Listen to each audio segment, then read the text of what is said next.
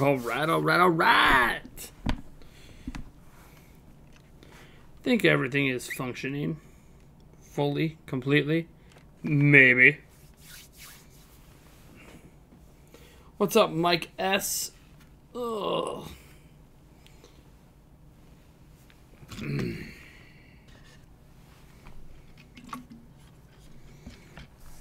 What's up, the Digital Den? How's it going? No little intro music today, just kind of straight into the stream. I do kind of want to build a new stream layout thing eventually here, but I'll worry about that closer to E3 because I have to build a whole bunch of new layouts for E3, and I got to build those on my laptop and then port them over, and I'll worry about that stuff another time. How's it going, Robert Smith, Jared Brooks, Gamer Pond, Sigwin, The Pikachu Fan, Digital Den, Mike S.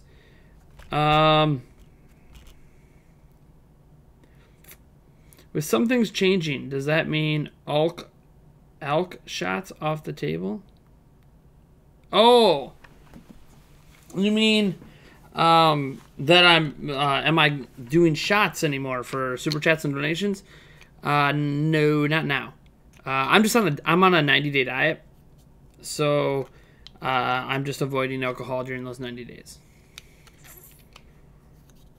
So it'll come back eventually. Like, we'll definitely have like a birthday stream and stuff in July and all that, where I'll be doing some shots. Who knows? Maybe I'll end up doing some shots during E3 just because I need to wind down. But yeah, there'll be no shots for the next 90 days. You can still obviously donate in super chat or whatever. I'm not doing push-ups or sit-ups either. I'm on a workout course too as well. So, you know, all super chats and donations, just get my sincere thanks. You could also become the stream boss, have your name flash across the screen, you know, whatever. Same stuff that happens for any other streamer that you do it for. Let's see here. Floppy Ness, how's it going?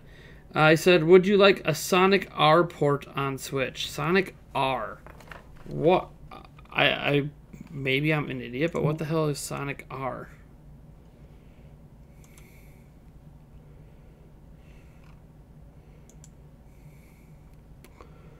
Hold on. So there's this an old buddy of mine, someone I used to know a long time ago. We have forums. I don't know if you guys know that we have forums. They're kind of broken right now. Like, I've heard that people had a hard time registering for them, so I'm looking into that. But a buddy of mine is actually trying to skin them right now. Someone who I know from a long time ago. He's asking about logo stuff and all these things that he might possibly need. Just trying to give him a few files here.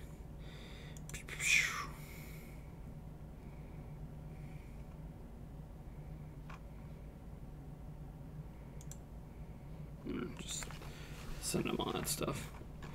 All right.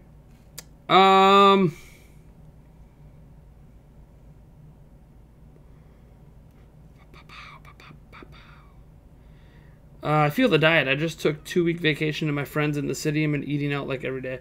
I mean, I'll be eating out a lot when I go to E3 in June. Ironically, or I guess lucky for me, my diet actually ends like during E3. Technically, it ends like towards the end of E3, but I'm probably going to end it earlier. I'll probably just double my workout. I don't even know. I shouldn't say I'm going to double my workout. I'm going to be working out like doing E3 itself as a workout, and I'm going to still do my daily workouts to finish up my final week. Just the diet's going to end a week early because I'm not going to be worrying about all of that. I have so much stress and so much stuff going on. So I do get to quit my diet a week early, but whatever. I mean, I'm only on like day 3. I got a long ways to go. Technically, this isn't even part of my diet. I skipped my snack I was supposed to have at 8 p.m. so I could have this. We got about 140 calories here. But I actually bought this before my diet, and it was just sitting in my fridge. I'm like, you know what? I'm going to skip my late night snack, which was supposed to be a whey protein shake with some almond milk and then a cup of fruit. Figure this can replace some of the fruit. It's not gonna replace all the. It's not gonna replace any of the protein, but whatever. You make adjustments, right? Like sometimes you got to adjust things, and I knew there'd be a day where I would do my diet entirely and then chug this whole thing and then just throw all my calories off. So, what do we got here? Sonic R Racing.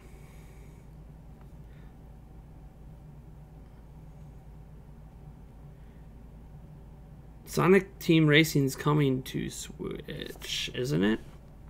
Pretty sure Sonic Team Racing this summer is coming to Switch. I could be wrong, but I'm like, from what I remember, it's coming to Switch. Let me double check this. Sonic Team Racing. Yeah, Sonic Team Racing is coming to Switch, so I don't know what you're talking about. I mean, I know there was the older Sonic Racing game, but why would that matter now? They have a new one coming out, or the remastered one, or whatever they happen to be calling this particular one. Sonic R is a Saturn game. Yeah, I mean, who cares? We have Sonic Team Racing. That's not my thing. Like, I don't care if we get Double Dash or any of the other Mario Kart games. We have Mario Kart 8 Deluxe, which, in my opinion, is the best Mario Kart game. I don't really care if I get to play the other ones. If I want to play the other ones, I'll go buy the systems they're on. But I know some people do care about that stuff. But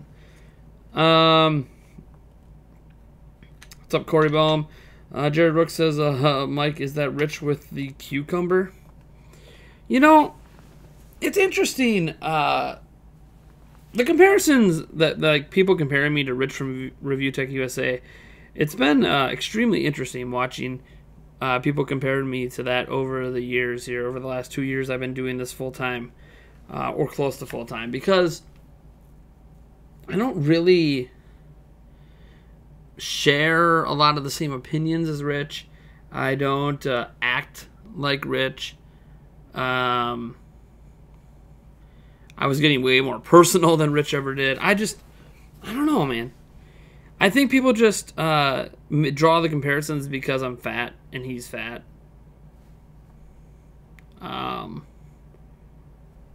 Like, there are people like, oh, are you like Rich from Review Tech USA's son? It's like, dude, yeah, to be his son, he would have had me when he was like 8 years old. Like, Rich isn't that much older than me. Like, I hang out with people that are Rich's age. Like, there are people I grew up with that are his age. Like, it's not... it's weird. It's weird. Maybe it's a compliment to me that people think I look younger than I am, or maybe it's not a compliment to him because maybe he looks older than he is. I don't know. But once I start losing some of the weight in the face, who knows? Maybe people will stop making those comparisons. And that's not any insult to Rich from Review Tech USA. I got nothing against the guy. I've been watching his content for years, long before I was even a YouTuber. But I don't know. I just don't like... I don't like when people compare... And I know like this was just a one-off joke comment, Jared Brooks. So I'm not singling you out here. But there's all this comparisons at times. Like, people grab other YouTubers and start comparing them. And I never really understood why that happens. There was a while that people were comparing me to Player Essence. That was kind of a thing that was happening.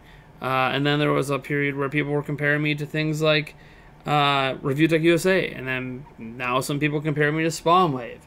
And then some people compare me to other YouTubers out there. I've been compared to Switch Force before. There's some content I've made that I've been compared to Game Explain.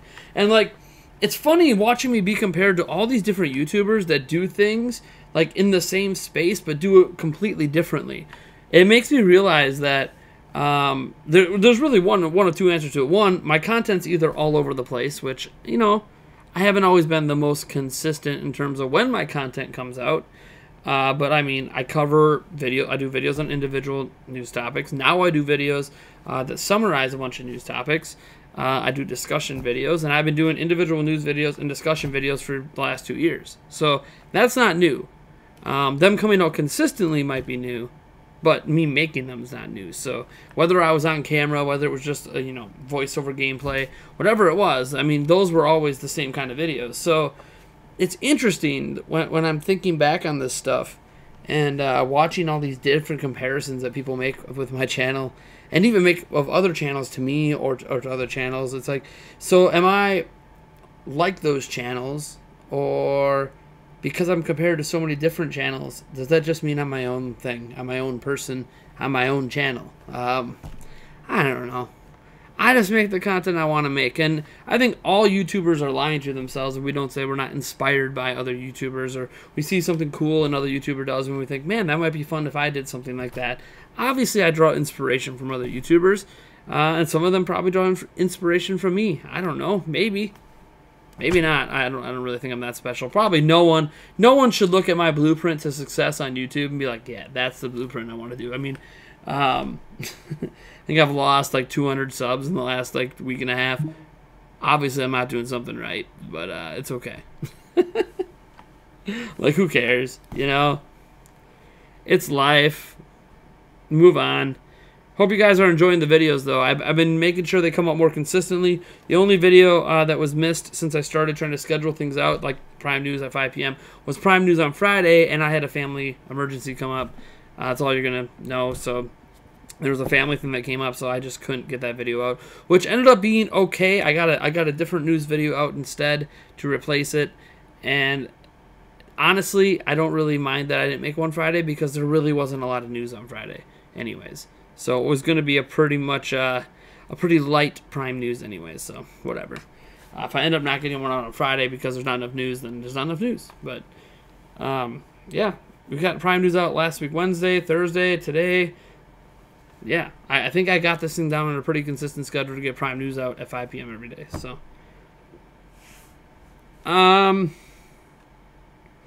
let's see here. Scrolling down. Ariel Lazarus. Hey, can't stick around the chat right now. I'm still watching Wood stream. Hey, we got a bit over on Twitch. That reminds me to bring my Twitch chat up. Thank you, DJ. DJ Max22 for your 1 bit. You are now the bit cheerleader on Twitch for the month of March. And if people ever wonder what that number in the stream is, because I don't have it labeled right now, down by Corey Bohm and in the little donation tracker, that's YouTube viewership. I don't know why this particular layout doesn't have like label what that is, but it's all right. I'm gonna be building some new stream outs later, anyways, and I'll custom label everything. Let's see here. I feel like you do that a lot, Ariel Lazarus, too lately. You pop in just to say hi and then you leave. I don't blame you, though. Wood Beat 'em Up is doing a stream right now, fundraising for depression. I've watched some of the stream, not all of it. I gave as much money as I could financially afford to his cause of helping people with depression. I encourage all of you guys, if that's something you believe in supporting, to at least go check out the stream for a few minutes and give to a good cause. I have a lot of people in my life, including in my personal life, that deal with depression, and I really feel for people that go through it. And if the little bit of money that I could afford to give, especially compared to some people, I mean, there are people that give like $1,000. So if the little bit of money I could give compared to everyone else helps anyone for even like a minute, I'm pretty happy with that. So otherwise I just stick to helping out all those around me that I can. And heck, you guys out there, if you have depression, it's okay to admit it.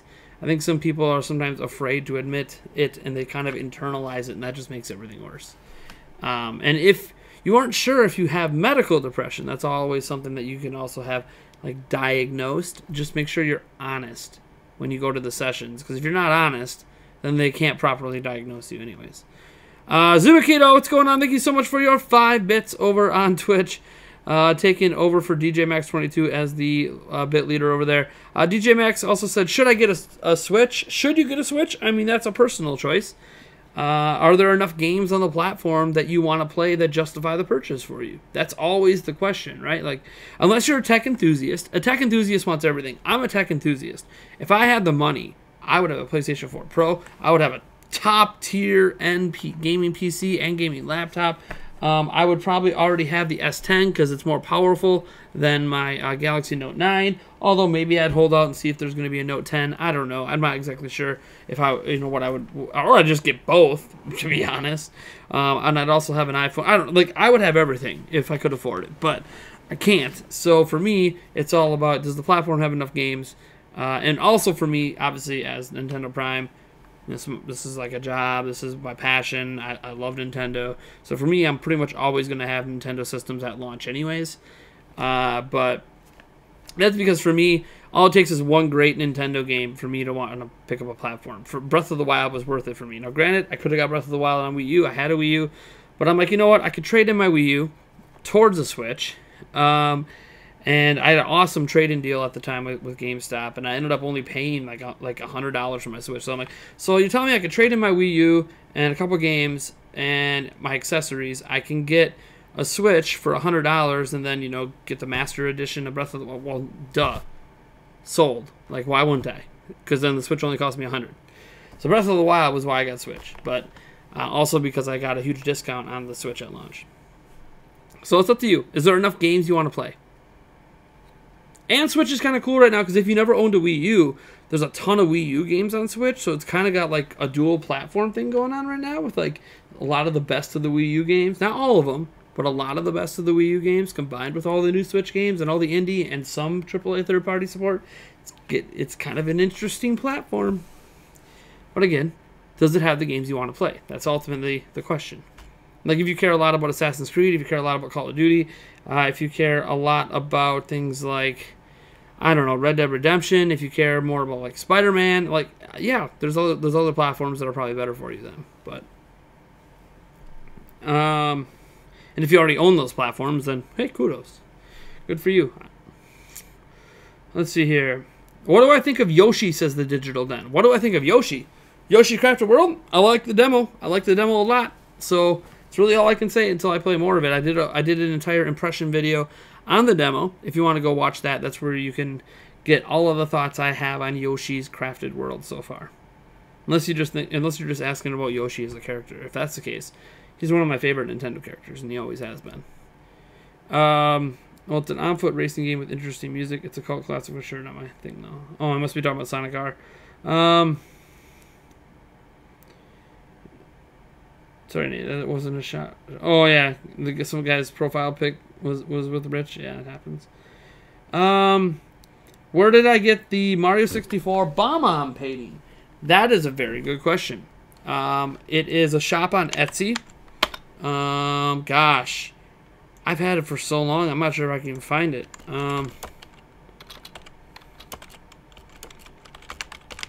Man.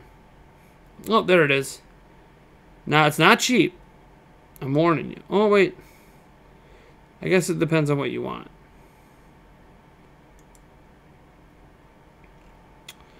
So, I have canvas.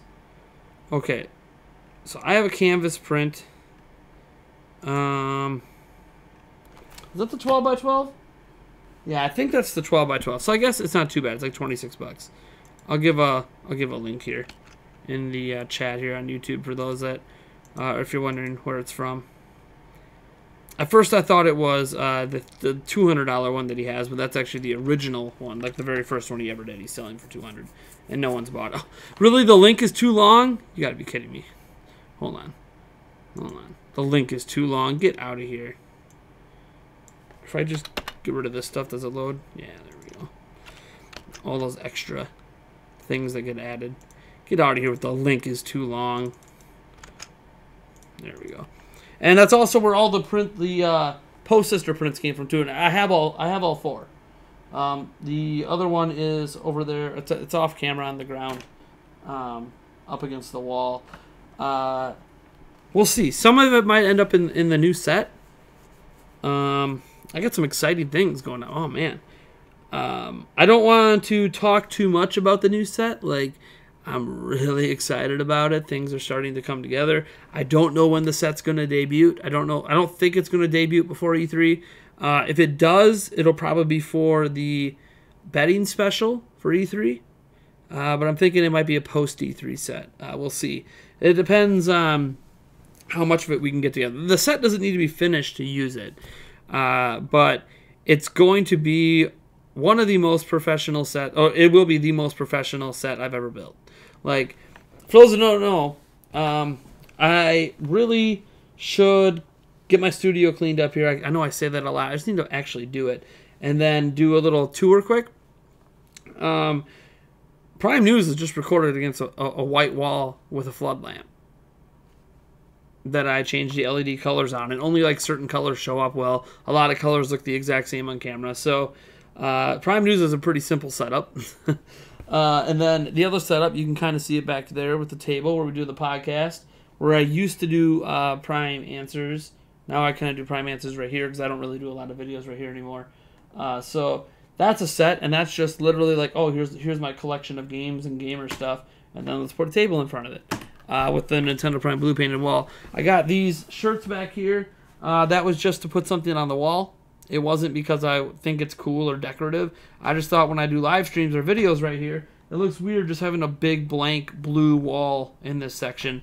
I really should probably eventually put up some gamer posters or get some more custom fan art. It would be cool to get like some custom fan art back up there. Maybe get like a Nintendo Prime, one of those like customized wall logos. Maybe buy some of the Nintendo ones and like, you know, the wall clings and like do set up a little Mario set. I don't know. But what we're doing with the other set, boy, multifaceted set. Originally going to be used for the podcast, but it's going to be incorporated in future shows and future video types I plan to do, hopefully by the end of this year, including that set will be used for a live news show. A live news show. But there's a big investment going into that set. I have to get another 4K capture card. I have to get... I mean, ideally, I'd get a second camera, but I'm probably not going to get a second camera for a while. That's going to be an investment for another year. It's too expensive for me to get another camera and another lens kit. But anyways, so there'll be I forgot what was I going to say. So I have to get another 4K capture card. That's not even telling you about the set. That's just I have a second. Basically, that entire like new set. Okay, I have this room, the old studio room that I'm gonna build this new set in, and it's gonna have its own setup. It's gonna basically be like I have two studios because it's gonna have its own computer in there. That computer will be able to edit videos, and that computer is gonna handle all those streams in there. It's going to have its own mixer. The only thing I think we already decided that we're going to get some more mics, so it's going to have its own set of mics in there, so we don't have to keep swapping mics all over the place, because the more we move these mics around, and these mics are wonderful, AT2035s, they are absolutely stunning and amazing. I don't know if I'm going to get the 2035s or just get 2020s that are a little bit cheaper, but we'll see. Reality is that we're going to be moving mics around, and I'm basically going to end up with 3 more mics, I think. I think two more of these 2035s. Those will be so I have a set of 4 because my mixer has the ability for 4. So if I ever do in the future, long haul, have guests on the podcast in person, there's actually one person in particular that might be in person sometime this year. Don't want to make any promises yet, but there's some plans being worked out.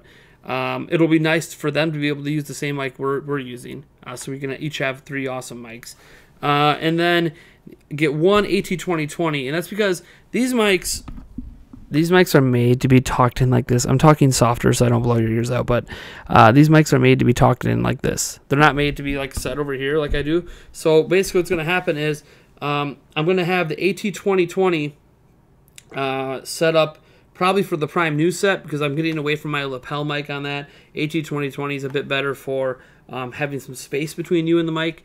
And then the 2 AT2035s, new ones will be in there.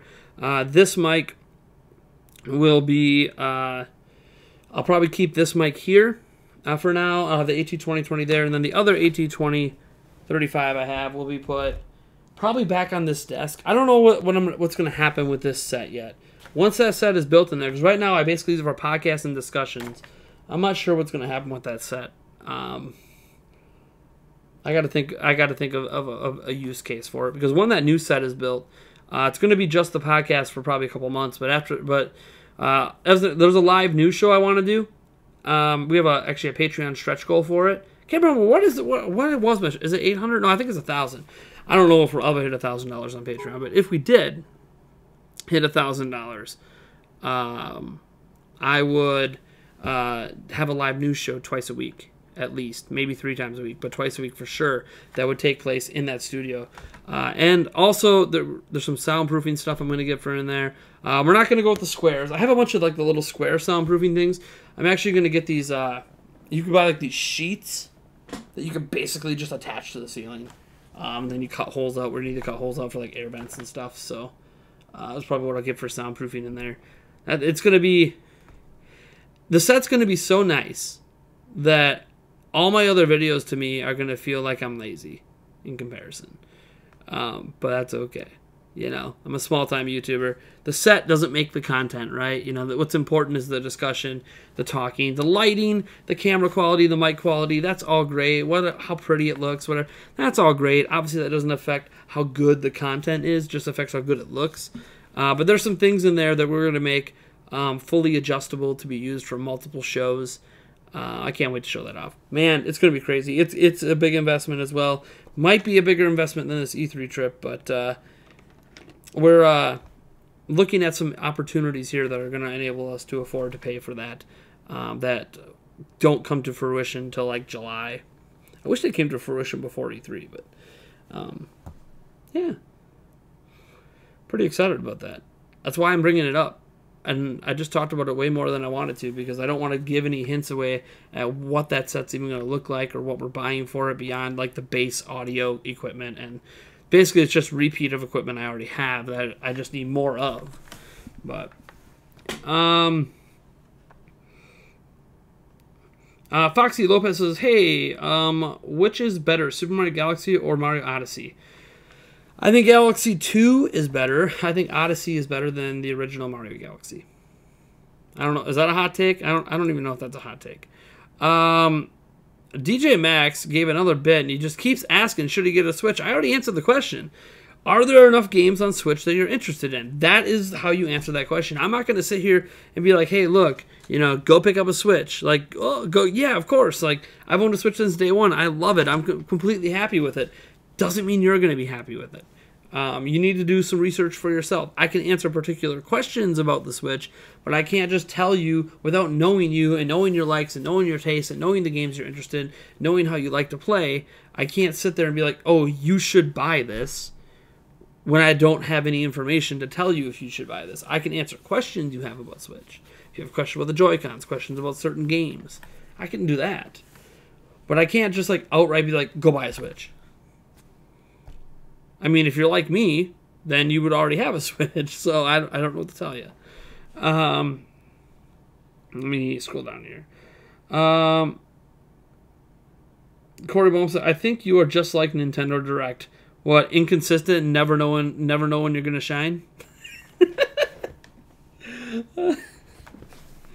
And sometimes when you do show up, you're completely disappointing. Or is it most of the time Nintendo Direct shows up, everyone's disappointed? You know what was funny today? Did that Prime News video, and there was this comment on that video where someone said, you know, you don't need your ugly face in the thumbnail or whatever. And then someone responded, yeah, I don't get why all these YouTubers put their face in their thumbnails. And I was kind of laughing a little bit at that comment because, one, I don't have my face in every thumbnail. In a lot of the thumbnails lately, yes, but not in every thumbnail. But just setting that aside, that's not actually factually true of my channel, at least not yet. It might be moving forward. I haven't really fully decided. But what I think is interesting is when you come to any of my videos now, I'm on camera for a majority of the video. So when you click on the video, you're seeing my ugly face like the entire time. You're seeing my ugly face. So,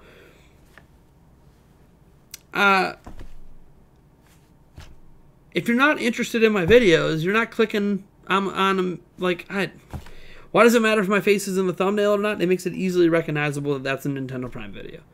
That's a Spawnwave video. That's a Player Essence. Well, actually, Player Essence doesn't put his face in a lot of his thumbnails, but you know what I'm saying? Like, it makes it easily recognizable that that's what it is. There are other ways to do it, right? I used to do, you know, the Prime News thumbnail that has like the Nintendo Prime at the top. That used to be my thumbnail for everything, and it was kind of a ripoff of Game Explain's thumbnail approach. And I don't like using that. It got kind of boring, and it was hard to tell the difference between videos. So I'm like, look, that format works for Prime News. But and then the formats where I'm on the video, like pointing at stuff, that kind of works for certain things. It's always a debate on what's the best way to approach. And there'll be thumbnails. Like, I'm thinking in the future that discussion videos will not do that. Does that make sense? Like, discussion videos won't. Yeah. I don't think discussion videos in the future are going to have my face in them. Kind of differentiated. So you have my news videos where I'm like, hey, or like whatever expression I'm making. Then you have like my Prime News videos. I'm like, hey, or what, or what's going on, or whatever, you know, getting angry, whatever the case might be, whatever my expression is. So like that'll be like kind of news, and then you'll have discussion videos that won't have my face, I think, in the future. I haven't decided for the podcast. One thing I like about what I actually want to do for the podcast is I want to redesign not the logo for the podcast, but the text, and make a cartoony version of myself and Eric as podcast guys, and kind of like make that become like a new sort of I don't know, like kind of Game Grumps-esque, I guess, kind of thing to put on the thumbnails for the podcast. So it's not like pictures of me and Eric for like whatever. It'll actually be like some cartoony fun thing. But I don't know. There's a lot of things I'm debating, because one thing I hate is that I think the thumbnails for the podcast are pretty bad. And the podcast needs better thumbnails to help get more attention to the podcast. So I gotta find an approach to those thumbnails that works, and I haven't really settled on anything yet. So if you guys have any ideas, let me know. Like I checked out how a lot of other podcasts do it, and none of them quite fit what we're doing here. So probably because our podcast is just different than what a lot of other podcasts are. Not in terms of like discussing things, of course, but how we approach it. Like when you look at Nintendo Voice Chat, like they have like a 50-minute podcast and they hit like 10 or 12 topics and they spend like 3 minutes on each topic. And like we'll take one topic and spend 40 minutes on it. Let's see here. Darklink says, did you hear about the Google bringing out some kind of console? I haven't heard. So I know that I think Player Essence is talking about it right now on a live stream. There's some people talking about something they heard, some leaks or something. I don't know. All I know is there were some pictures that came out. I reported on it. It was the first story in Prime News today, that like there's these display cases that look like they're going to be showing off some sort of console rather than just like a streaming stick or a streaming box. It looks like the cases are a little big for that. So they might be making a traditional home console. It's been rumored actually for a while. I think it's called Project Yeti. It was supposed to be their traditional home console. So it's actually been rumored for a while that they're making one. So it's not even a new rumor. But you know, we'll find out tomorrow. As long as things go the way I plan for them to go, I will be streaming that event tomorrow. So hopefully the event's not like 3 hours long. I mean, normally I would love for a 3-hour live stream in the middle of the day, but it would really affect Prime News a lot. And I don't know that I'll have something able to watch my kids that entire time. That's a long time. All right, let's check my phone here. Thank you so much, by the way, DJ Max. I saw your other bit, and he also asked, have I played Warframe on it? Yes, I have played Warframe on my Switch. Not a lot of it, but I played like 2 hours, I think, 2 or 3 hours. Runs pretty well from what I played. Let's see here.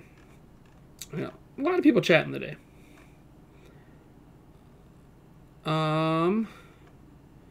Lots of questions. Let's scroll through these questions here. T.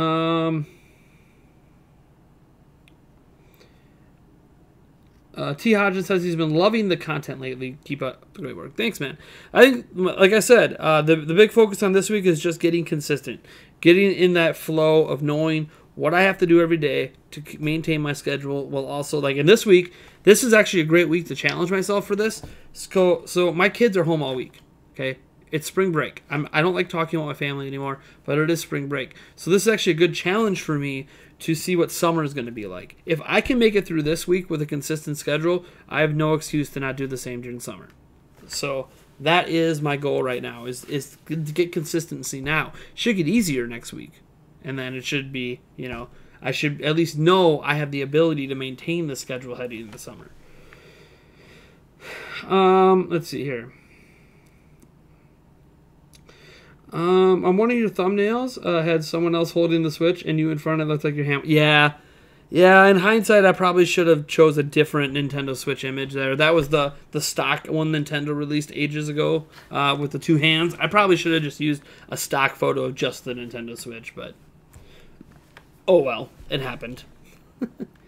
Simon the Best says, what do you think of the Animal Crossing Nintendo showed off today? They didn't show up any Animal Crossing today. Did they? People sometimes come on my streams and start like telling me things that didn't happen. Maybe it did. I doubt it. I think the only thing today was basically, no, not Nintendo Direct.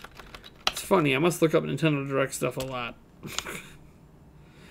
Which one of these is the real? No, the real Nintendo. There's so many fake Nintendo America accounts. Ninja Showcase. Tom Nook is here to help you file your tax returns, and he already has an idea what to do with your refund. Okay. Is that what you're talking about? I mean, that doesn't really say anything.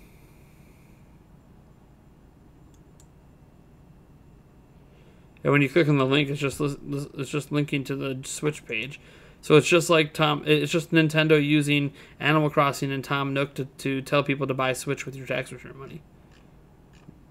So, I don't know. Is that what you're referencing? Let's see here. I didn't find Galaxy all that fun. It's just not like 64 or Sunshine, which I look for. I really liked Galaxy and Galaxy 2. And I really like Odyssey a lot. But I would put Galaxy 2 ahead of Odyssey. But I think Odyssey might place ahead of... I have to go back and replay Galaxy 1. But I think... I mean, Galaxy blew my mind at the time, but I think I really like Odyssey better. The Cappy mechanics are just so interesting to me in comparison to just the gravity-defying stuff.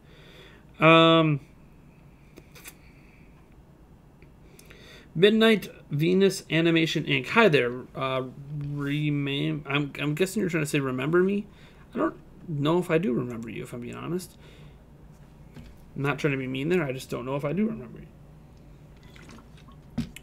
Man, I'm getting messages on Twitter now. I got messages on the forum. Trying to keep up. I mean, I'm not going to complain that I have a lot of stuff going on. My night went from being busy to not being busy. Oh man. He's asking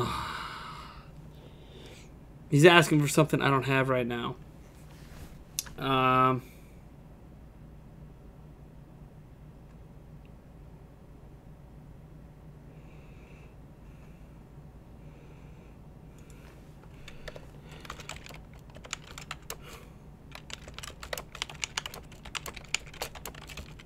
He's asking for an icon. The guy working on my forum layout that I don't have right now.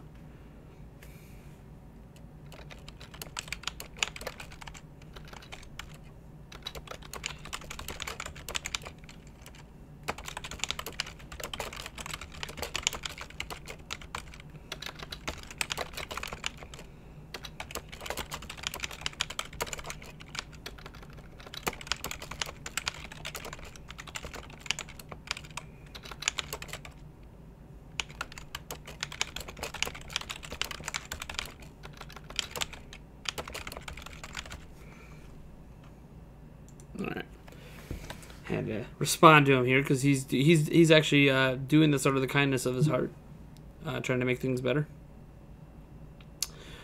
for me. All right, it's nice having some old connections from my Zelda website days, contacting me and being like, hey man, I haven't seen you in forever. I want to help you out. Your forums look like garbage. Yeah, I know. Forum layouts have never been like a forte of mine. So, let's see here.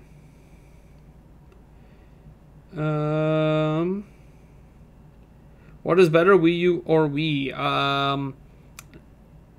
Look at what library. Look at the library of games. Like that's. I mean, that's the same for like any system. Like if someone asked me like, "Oh, what's your favorite?" I could tell you my favorite and why, but it's all about the library of games. Like SNES is my favorite console of all time because it has the most amount of games that I love. But that might change. I mean, Switch right now Switch is the first system I've owned since SNES that has an opportunity to top SNES as my favorite system of all time. But, big but, it's not anywhere close yet. We gotta wait and see where Switch is at the end of its life. I own 80 non-free-to-play games right now. Nice. Well, you don't really own free-to-play games, right? Like, they're free-to-play. There's no ownership there. Joe Schmo. Glad to see you here.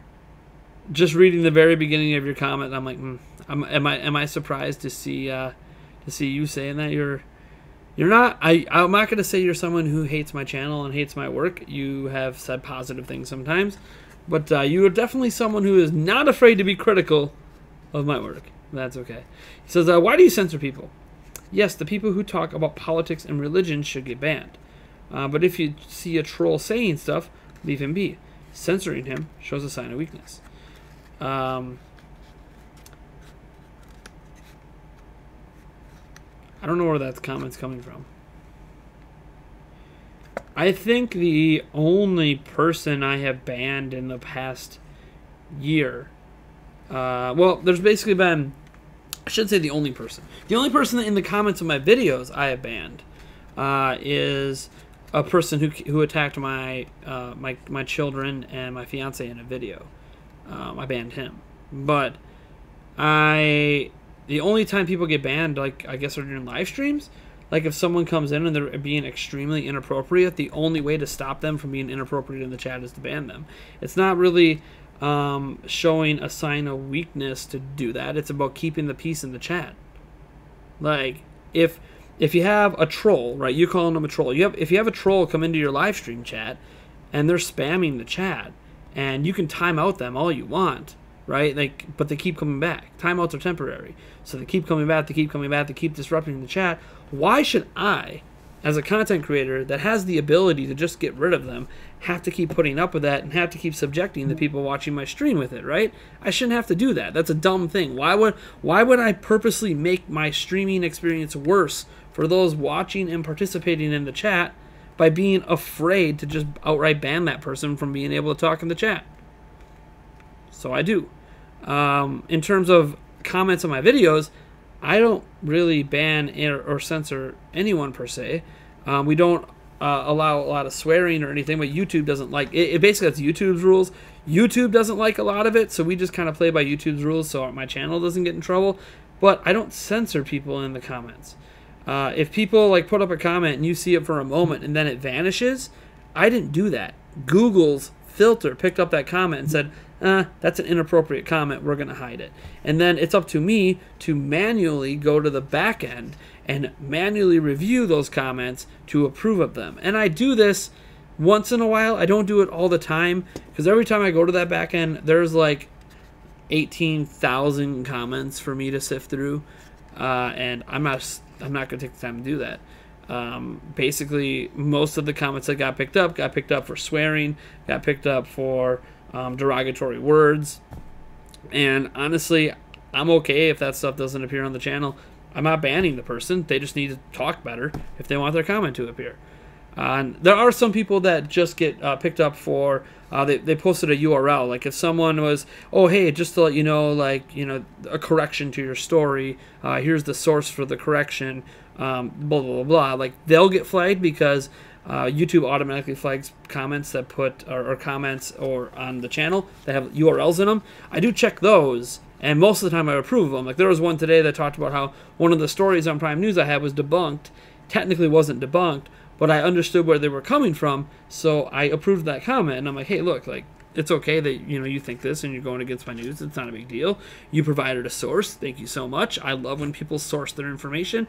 You guys know me. I am big on sourcing where you are getting your information from, unless you are the source itself, because it's the best way to defend your points and defend your stances. And when you're going to tell someone they're factually wrong, then provide the facts. Give the sources for those facts. You know, don't just be like, oh, you're wrong about the sales of this, because I vaguely remember 8 years ago that it sold this well.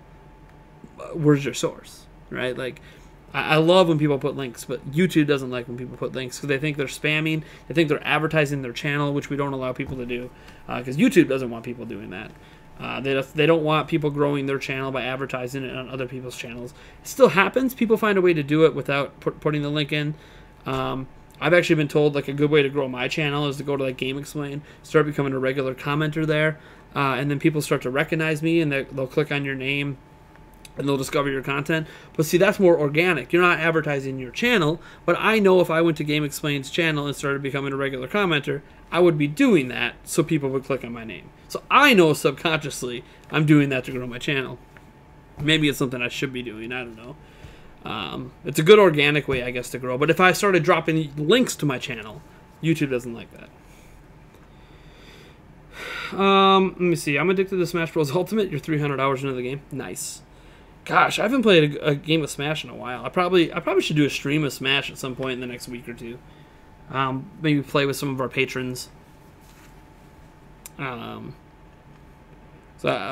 I think almost all of our patrons have Smash.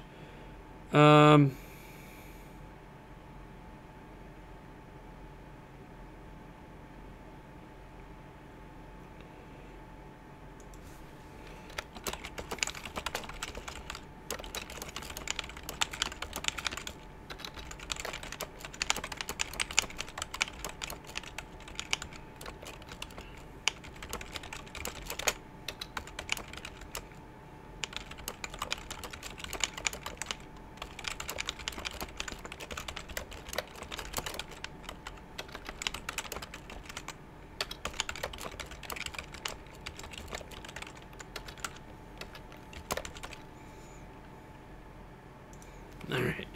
I love it when, like, people are trying to contact me about fixing things. Anyways, let's see here. Can't wait for that 1 terabyte card. My 400. Dude, I need a 400 gigabyte. I've been running with a 200 gigabyte, and I am out of space.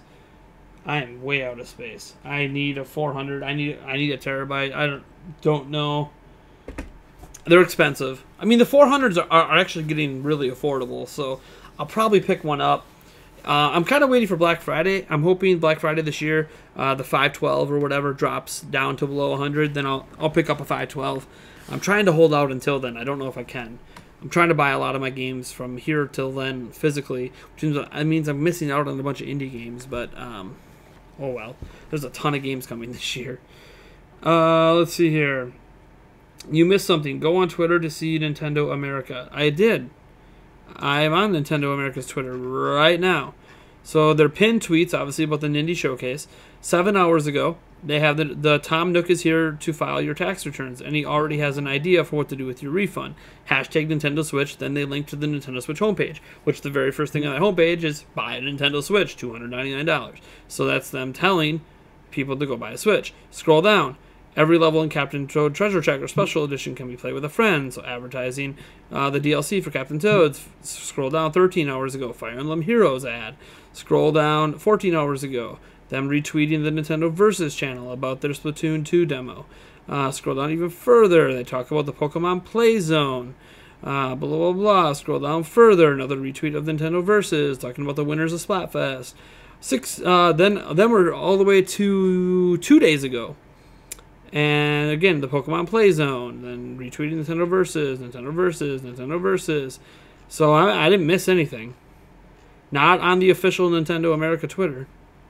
Then you get a bunch of Yoshi stuff. Yeah, so there's like nothing. I'm literally scrolling down and down and down. There's like nothing. So I'm not missing anything. Now maybe you got it from the fake fake Nintendo America. There's a fake account that pretends to be Nintendo America sometimes. But if you have the link to the tweet, Sonic Man the Best, you know what to do. Hit me up on Twitter with it, and I'll check it out. Maybe they responded to someone. Like, this is just looking at their Twitter account. Maybe they responded to someone, and then there's, you know, more to it. But I didn't read any responses, obviously, right now. I just quickly looked at their Twitter homepage. Or maybe they put something up and they deleted it. Who knows? That happens too. You know, a Nintendo employee hits the wrong button. Oh, whoops. Wasn't supposed to send that tweet out. Tomorrow's the big Google thingy. Yes, it is. You think E3 we're getting Madden and Call of Duty announcements for Switch, says Jared Brooks. Cool. I would be all for that. Why not? I thought Black Ops 2 was awesome on Wii U. It'd be great to finally get some Call of Duty action, and obviously Madden. I've been wanting Madden on the go for a long time. Like, a good Madden on the go, so. Let's see here.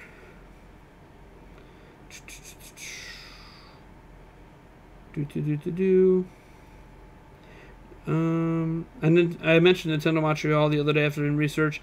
Starting to think that may not be the best idea. I don't think Quebec will split, but it gives businesses a hard time to be competitive to the taxes. Yeah, I think that just comes up because there's a lot of really good studios in Montreal, right? Like, and there was a reason all those good studios originally started popping up in Montreal, and some of those reasons aren't really relevant anymore. But I mean, there's a lot of talent there. You can't deny the talent in the area. But I mean, Nintendo opening up their own Western studio at all is unlikely to happen. Like a brand new studio.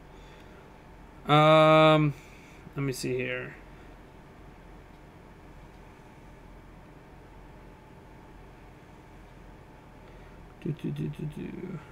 Am I watching the Kids' Choice Awards 2019 on Saturday? Nope, I usually don't watch the Kids' Choice Awards. If there's any big news that comes out of it, I'll report on it after the fact. But no, I don't watch the Kids' Awards shows. A lot of them aren't really about video games that much. Yeah, there's always an award or two in there, but in general, it's not necessarily about games, so I kind of let it be. It's just games are, you know, if there's a big Nintendo win in there or something, I'll mention it. But let's see here. Well,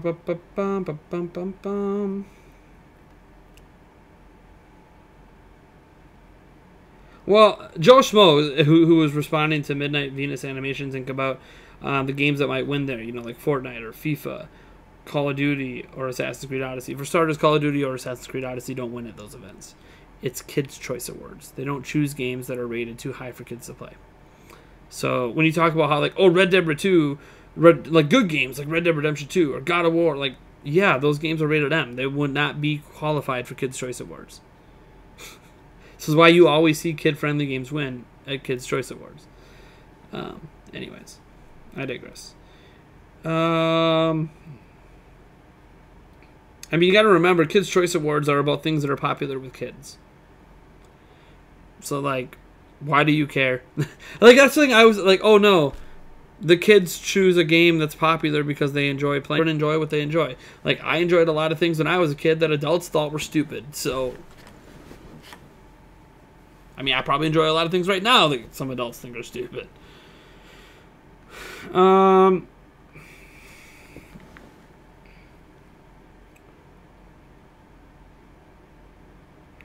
me see here. Smash the stuffing out of the like button. You know, I've been noticing, like, what my Splatoon live stream had a lot of dislikes. That was really interesting to me. Maybe that's why I shouldn't game stream anymore. Every time I game stream, hardly anyone watches, and the people who do watch don't like it. At least I don't look like Jim Sterling. Yeah, but Jim Sterling just owns it. You know, he's just like, hey, look, I'm fat, I own it. Big deal. No one's gonna make more fun of me than I make fun of myself. Like, that's the way he is, and good for him. You know, it's okay to be comfortable in your own skin, and he's comfortable in his own skin.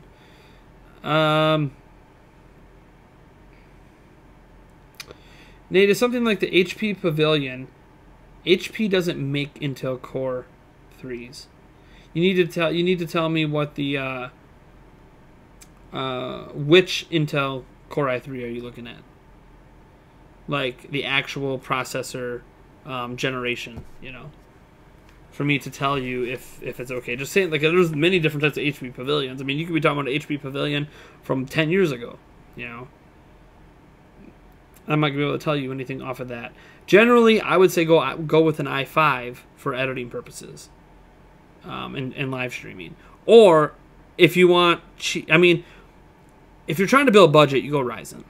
A Ryzen, you know, 1600, something like that. You don't even need to get the X variant. You'll get tons of cores for streaming, and it works great for video editing. And there are pre-builts out there. I know you don't want to build it yourself. There are pre-builts out there that have Ryzen in it. That'll outperform the i3 for streaming purposes. But if you're going to go i5, now you're starting to get to some interesting territory.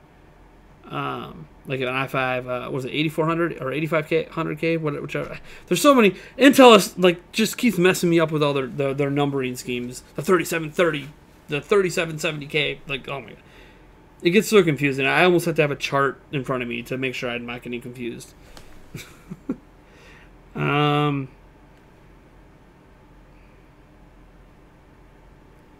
thumbnails of you and Eric are great, as is, honestly. Everyone has that cartoony thing. The weird thing about the thumbnails of me and Eric is I literally just, like, comb through the podcast and then take a screenshot. They're not planned. Maybe that's what makes them so good. I don't know. People don't seem to mind it so far, but again, small sample size. You got to remember, we're thinking about expanding and growing the podcast, right? So the podcast hasn't really grown in like a year and a half. It's getting the same viewership now it got a year and a half ago. So no matter what we've done with the podcast, it's just kind of stayed the same. So my thing is that not only do I want to get more guests on and stuff like that, things that I think will help make the podcast more interesting, I also, and like the set's a minor thing, but I think that thumbnails and titles matter huge for reaching new audiences. As an example, our Pokemon Sword and Shield, podcast did really well because it was topical and Pokemon Sword and Shield were in the title. So, just trying to get everything flowing correctly. There are podcasts where literally the thumbnail is just black and it says blah blah blah podcast episode this, and those perform like crazy. So I don't know. There's a trick to this, and I don't know what the trick is. So,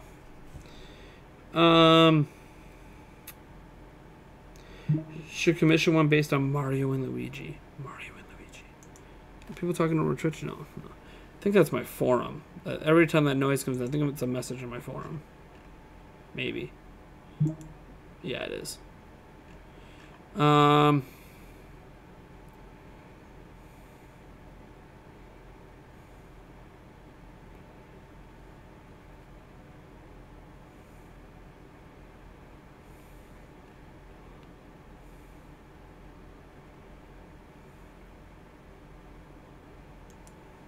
right. He's going to bed. All right, cool. Teddy Cruz subscribed 10 minutes ago. Thank you so much for that, for subscribing to the channel, especially at a time when things have been going in the opposite direction. It's good to see some positiveness in the other way. Let's see here. We have a lot of people chatting tonight. This is awesome. This is what I like. I like having a lot of people chat. Let's see here. Scrolling down. Do you think Castle Crashers will be announced for PlayStation 4 and Switch tomorrow? For Switch, yeah, because they literally teased it, basically. I don't know about PlayStation 4. Isn't it already on PlayStation 4? Maybe it's not. Maybe it was only Xbox 360 and Xbox One. But it's coming to Switch. I don't know why it wouldn't come to PlayStation 4.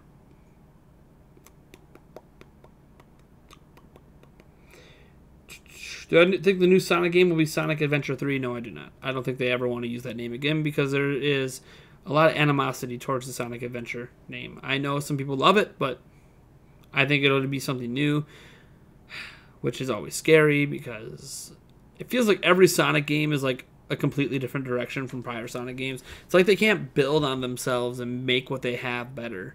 I don't know why they don't do that, but whatever. Trying to guess what they're doing with Sonic next is the biggest. I mean, you might as well just put every idea for Sonic in a hat and pull one out, because you just don't. It feels like that's what they do. So you just don't know what they're gonna do. For all you know, it'll be a first-person shooter. Will be the next Sonic game. Collect rings and then shoot them at your opponent.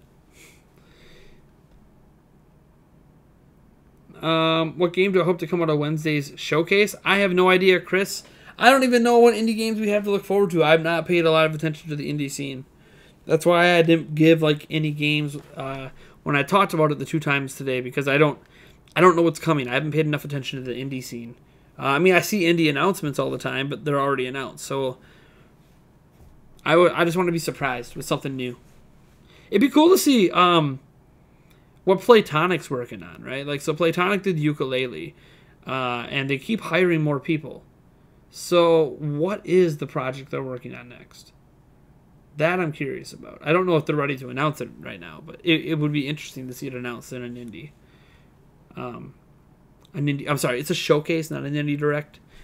They've called them Nindy Directs and Nindy Showcases. It ends up being like the exact same thing, basically. Let's see here. I bought my Switch with a tax return on launch. Yeah, it was nice launch timing for tax return season, that's for sure. Clayton St. CYR is here, and he said, "What's up, Nate? I'm eating dinner on your stream. Did you get lots of likes on the recent video you ate on?" No, I did not. No, I did not. I got lots of dislikes, and I lost 100 subs. So, a net loss of 100 subs. It means I actually lost more than 100 subs because I still gained some. But, yeah. No, that video did not do well. Let me just put it that way. I like the Nintendo Antarctica for a while. I thought it was Nintendo America. That's awesome. Do you think Planet Mars comes from the month of March? March in French is Mars? I have no idea. I have no idea. Hey, we got a super chat, our first one of the night. Thank you so much, Jack and Gio. Hits us with a $5 super chat. It says, "Super hyped to see more of Untitled Goose Game." And no, I'm not kidding. Hopefully we get a date. Okay, when Untitled Goose Game was shown off last time, it was hilarious, wasn't it? Like, there's no way you could look at that like trailer for that game and not smile. It's just such a wacky thing, right? Such a wacky thing. Ugh.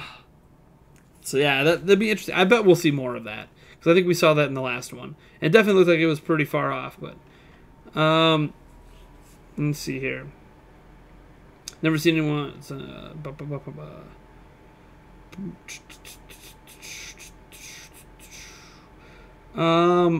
Amaj Problem, what a name. Welcome to the stream. Says, "I have a question for you about the possibility of xCloud on Switch. Do you think the US has good enough internet infrastructure for it to work well?" Yes.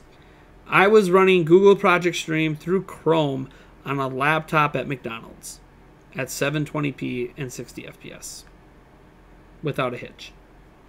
Yes, we have good enough internet for game streaming. It's been completely overblown that we don't have good enough internet for game streaming. The average internet connection in the United States is good enough for game streaming. So yes, we are perfectly fine for game streaming. We are way better off than people realize. And the internet's only been getting extremely faster in the United States over the last 3 years. Ever since fiber came around, cable companies have been increasing everyone's speeds. Unfortunately, DSL can only go so far. Cable can only go so far, but it can go well beyond what you need for... but yeah, just on DSL alone. We had a $20.99 Canada donation. It said, "Have I checked out Monster Boy in the Cursed Kingdom? If not, check out the trailer. It's a hidden game." You know what? I've heard of the game, but I don't think I've seen the trailer. Just because you donated, let's watch that trailer, huh? Monster Boy and the Cursed Kingdom. Is it coming to Switch? I'm gonna go with the Switch trailer here. Is it already out? It was announced. Well, Nintendo France has one. Is there a US trailer here? You know, this looks familiar. Let's watch it on stream. You gave a $20 spot. Least I could do is watch this here for you live. You can get my live reaction to it. Do I even have this set up to do that? Probably not. I don't think on this new setup I've set up a window capture yet. No, not a window capture. Sorry, I want to display capture. That's what I want. Display capture. Add. Woohoo! Look at that. We'll minimize that down here. Let's watch, I guess, the E3 trailer 9 months ago. The Gamescom trailer. Well, let's watch the E3 trailer.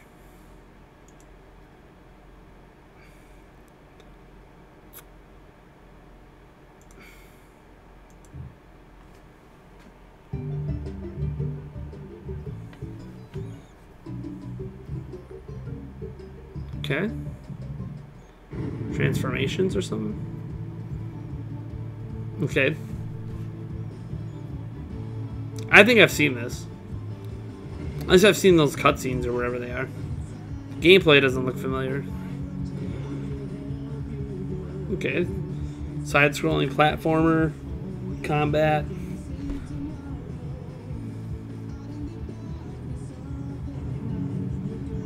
I wonder who they hired to make this song.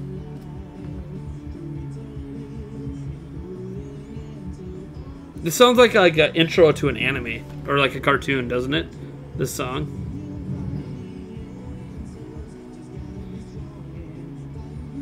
That's a cool power there. That's right, Piggy. Get it up. I mean, I like the art style. It's pretty adorable. It's definitely like a living cartoon.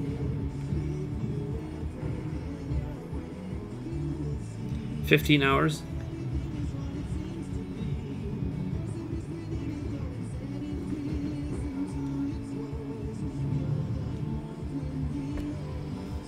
Boy. Yeah. That looks cool. Not even that pricey. Not bad. Well, it's probably already out. Yeah, it must have came out already. Well, thank you. Thank you so much for that super chat, the Digital Den. So it came through as a donation, but now it's a super chat. That's okay. That just means that Streamlabs screwed up the listing of it. But thank you so much for that super chat, man. I appreciate it, Digital Den. All right, let me minimize that and get get everything back to the way I had it. Cool.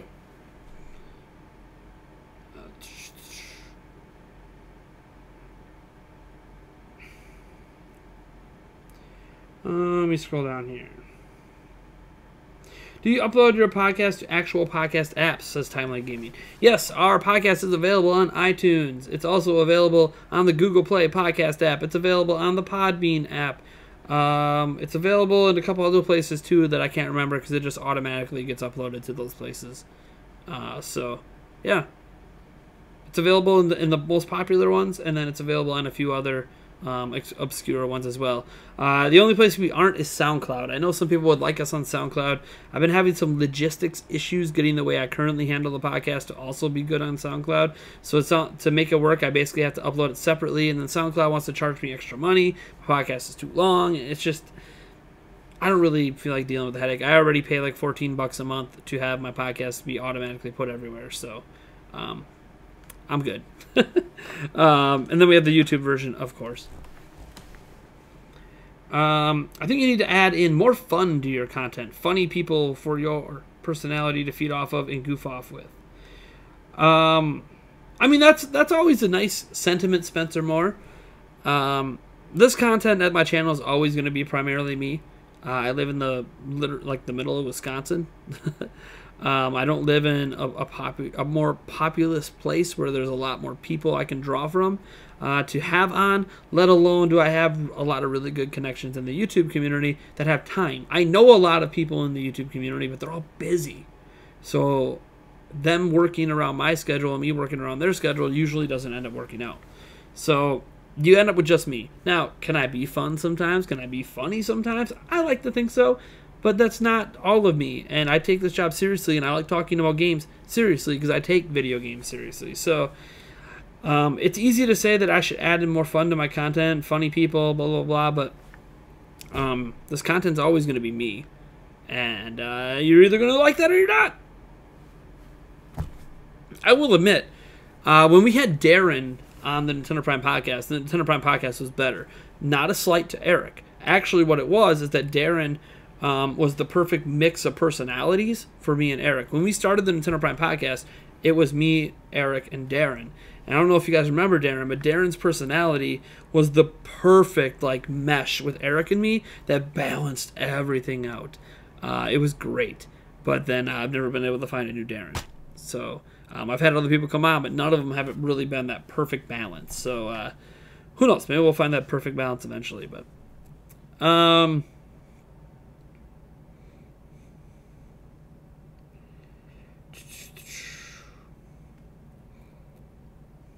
there's not much animosity towards adventure. What? Only stupid retroactive. All of Sonic sucks craps. I don't think all of Sonic sucks. One of my favorite Sonic games is actually Sonic Lost World. Really like that game. I know some people are. I don't know why some people don't like it. Besides, there's like 2 bad levels in it. Everything else is so good. But what are you gonna know? People like what they like. Yuka-Tuli? I don't know. Don't use that name. I don't think they would use that. Yuka-Tuli. Let me see here. The Shovel Knight team's working on something new too. Yeah, probably. I think they're done with Shovel Knight. Unless they, I mean, you say they're done with Shovel Knight and they'll come up with another expansion to Shovel Knight. But will I be reviewing any more indie games like I did for Feudal Alloy? Yeah, probably. Eventually, yeah. The review for this month was kind of a pseudo, my pseudo take on Pokemon Let's Go Pikachu and Let's Go Eevee. Next month is Yoshi Crafted Worlds. It might be a while because now we have a bunch of major games coming out. But whenever we get a month where there isn't a bigger title coming out, that's when you can look forward to an indie. This month would have been a great time for that. Wargroove, I think, came out at the beginning of the month. That would have been an excellent game to probably check out. But I already had the Let's Go Pikachu, Let's Go Eevee thing in the works, and I just didn't feel like having to review another game after all the time I wasted on that. Whatever. You know what? My problem, not yours. But yeah, we'll review more indie games eventually. Retro Arcade Party says, "Hey man, love your content. Do you think you would ever do any Let's Plays on your channel?" No. Now, does that mean I won't have like a time where I am live streaming a game on consecutive nights because it's a game I'm really hyped for and I'd make time for? Sure, that'll happen. When Switch launched, I think I did a week straight of streaming like 6 or 8 hours a day, Breath of the Wild for like a week straight. So there'll be times that happens again, and you might consider that a Let's Play. But I don't really do traditional Let's Plays. I have no interest in doing traditional Let's Plays. There are lots of channels that are fully dedicated to doing that are way better at it than I would ever be. I already do the things that I'm really interested in, and that's talking about games. I'm not saying I'm more interested in that than playing games, but I'm more interested in making content about that. When I play games, most of the time I play, I'm not streaming or anything. Like, I'm just playing for myself. So that's the way I like to play. I'm not one of those people that likes watching Let's Plays, let alone creating Let's Plays. So, not my kind of thing. I know there's a big audience for it, but it's just... Now, I'm surprised anyone shows up when I live stream. So, let me see here. Thank you so much for that question. Helviet Olver says, did you see where the Bulletstorm also might be coming to Switch? Yeah, did you watch my Prime News episode today? I'm not actually mad. I'm sure you did. Because if you did, that was one of the stories in Prime News today. So yeah, I saw that. Thank you for bringing it up, though. I hope it is coming to Switch. It's just a guess that it's coming to Switch, by the way. I mean, an educated guess, but... Ultimate Keymaster, the Goose Game was hilarious, right? Really hoping for more Ninjala at the showcase. I don't think Ninjala is going to be there. I think Ninjala is such a big game that you're not going to hear about it till E3. It'd be cool if we did hear about it at the showcase. It isn't... I don't know. Is Gung Ho considered indie anymore? I don't know. Like, are they still considered indie? They're kind of a bigger studio now. I don't know. Have I ever been to Canada? When I was a kid, I went with my dad to go fishing. I don't remember where. Whatever is directly north of Wisconsin. I don't know Canadian geography at all, so I don't know what territory is north of Wisconsin. But somewhere up there at someone's cabin, we went fishing when I was a really little kid. Haven't been to Canada since. I have Wonder Boy in the Dragon's Trap, and that was already pretty as hell. This looks straight beautiful. Nice. Let's see here. Things are just jumping all over the place. Sorry if I missed any question. I like Nick Figures. I think mentioned earlier something about an all-digital future. Blah, blah, blah. I'm sorry if I missed anything. The chat jumped on me, and I can't scroll back past a certain point now. So, did I get my jog in today? I don't do jogs right now. I am on a 90-day workout plan, and I did do my workout for today. I'm on day 3 of my 90-day workout plan. Jogging is not part of it yet. Well, there was a jog yesterday. Part of it, very small jog. It's more like a sprint, I should say, than a jog. I was surprised I was able to do the sprint, to be honest. I was waiting for my knee to give out, but it held up. So, sometimes you surprise yourself at what you're able to do. That's why you push yourself in your workouts, to push you past what you think you're able to do. Let's see here. Sabbath says, do you think Nintendo E3 2019 will be better than last year? Yes. It's hard. Like, I remember last year was Smash, and more Smash, a little bit of Let's Go. But it's more. It was the Smash E3. This year, there's gonna be so many games. Like, it's gonna be better, bar none, just because of the sheer amount of content there's gonna be. So yes. For some people, if you only care about Smash, then last year won't be topped. No, the moment they dropped Everyone Is Here. Like, I know that was a huge moment for a lot of people. Robert Smith, don't worry, I'll be on the podcast on the 28th. I'm a riot and a half. Yeah, I don't think I've had you on a podcast yet, Robert, have I? Is this going to be your first podcast? Or maybe you've been on one before, I can't remember. We were talking about this on the 100th episode of the podcast. Which patrons have we actually had on a podcast? Can't remember if you were one or not. I've had so many people on the podcast, I forget. So, the only one that I remember, the only patron I always remember is on the podcast is 243, because he's been on for the last 3 or 4 months. Ever since he became a $20 backer, he has consistently taken advantage of that benefit and been on a podcast every month. Have another Shovel Knight story coming? Of course they do. I wonder if they're ever going to move on from Shovel Knight. They just keep making more Shovel Knight stuff. Which is fine. It's really good, but not talking about my opinions about it. Yeah, I know. Have I seen Jim Sterling's recent video? I have not seen it. I do know what it's about vaguely. Had something to do with him not being happy with Ubi. It has something to do with the Division 2, right? There was something about how he didn't like that Ubisoft seemed afraid to take a political stance in the game. That, like, I haven't played the Division 2, but apparently there's some aspects to the story where it kind of fence rides. You know, it kind of stays centrist in how it approaches it, so as not to offend anyone. I need to watch his video to get all of his arguments. I saw a little bit of the quartering that responded to him, but only a little bit. I haven't watched that whole video. So I vaguely know what it's about, and I vaguely know why some people are upset about it. I will say, from Ubisoft's point of view, why would they ever want to offend consumers? I mean, from a business perspective, they don't want to take a political stance. But if you're someone who strongly believes in something is always wrong and this and that, and you absolutely should take that stance, obviously you end up with a stance like Jim Sterling. So I don't know how I really feel about it, because I have to watch his video and get some context and kind of get my own thoughts on it. But from a business perspective, it makes total sense why a company wouldn't take a political stance. Why would you want to take a polarizing political stance that would alienate half of your consumer base? I mean, you're trying to make money, not lose money. But I don't know. I have to watch his video to get some more context on it. And the thing is, I really like Jim Sterling, so I have a bias to liking his content, but it doesn't mean I agree with everything he says. I don't think there's anyone out there that I've absolutely agreed with everything they say.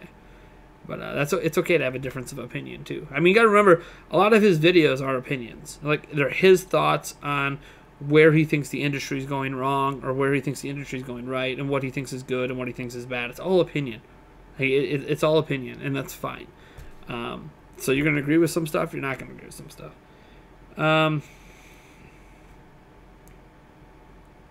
me see here. Have you ever tried those wireless GameCube controllers for the Switch? No, but I do have one of those wireless PowerA controllers with you reprogrammable buttons on the back. But no, I haven't tried the wireless game. I haven't even tried a GameCube controller on Switch, let alone wireless. What's the best Airby game? What the heck is Airby? Oh, Kirby game. I mean, I'm always impartial to Kirby's Dream Land, the OG, because that's where I started with the series. It's hard for me to think of one that really passed that one for me, just because I'm so nostalgic for that game. I could play that game any day of the week and have a blast. Let's see here. Do you think we will hear Ninjala? Oh wait, no, I already read that question. Sorry, the chat just keeps jumping. Stop jumping, chat. Let's see here. How do you feel about niche games? Well, I don't know. Depends on the game. I mean, I don't treat niche games any different than any other game.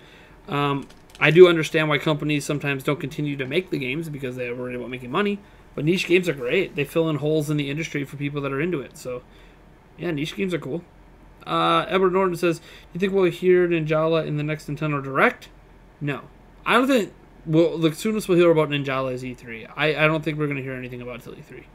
I think they're going to go all out at E3 with a big bash and give us an actual release date. And probably another E3 demo and blah, blah, blah. And Ninjala had its own booth. It wasn't even in Nintendo's booth at E3 last year. It had a massive booth. I mean, it had a massive booth at E3 last year. And it was really good. So it'll be interesting to see if it shows up again, because I think it's going to garner even more interest if they bring more weapon types, more map types, and stuff like that this time around. Because it built a really good reputation last E3. And they had the same demo at Gamescom, and they had the same demo at PAX East and PAX West, and they brought that demo everywhere, man. How are you feeling about YouTube disabling filters by upload date due to the shooter? Tiny YouTubers become hard to find. It makes me mad. I'm tiny. Wait a minute. What happened? So, I haven't kept up to date here. So, YouTube is disabling filters by upload date. What? What do you mean? So you mean if I go to, like... You gotta explain this. I'm gonna have to read about this. So do you mean if, like, I go to, like, my subscription feed and I go to... Where's the filters? I don't even know where the filters are. Doesn't help that I don't know where the filters are. So I guess that doesn't help. Because, again, I don't know where the filters are. But apparently you could filter by upload date. Tiny YouTubers become hard to find. It makes me mad. I don't think a lot of people use that filter. I've never used it. I'm not even aware it existed. I think most YouTubers are discovered through recommendations. Now, as for, the shoot, that was a really tragic situation. For those who don't know, a shooter out in, I'm not going to name his name, but out in New Zealand, went on kind of a war path and killed a bunch of people. Really, really super bloody, really tragic. He live streamed the whole thing, I think, on Facebook. So there was a lot of people, sharing it, and the people that were sharing it were mostly people that agreed with the person's stances on things. I think he was like extremely racist or something. I can't remember exactly what his motives were, but I remember like he thanked PewDiePie as like motivation, and PewDiePie immediately was like, no, why are you associating my name with this? Like, I would never approve of anything like this. And it just, I don't know. It's tragic. There's some screwed up people out in the world, so YouTube probably wants to make sure a situation like that never happens on their platform. Because remember, YouTube automates everything, so like it's really hard for them to catch that stuff. As an example, I could stand up right now and take my pants off in front of you guys. YouTube has no way of stopping me from doing that. After the fact, they can ban my channel, but they can't stop me from doing it right now. So it's one of those situations where YouTube's trying to get control. Like, that's the scary thing about the live streaming in general, is that it's live and anything can happen. And how, as a platform like YouTube or Facebook, do you control that? So they have a hard time controlling standalone uploads. So I rue the day that they will eventually, like, live streaming will just be banned because there's no way to control it.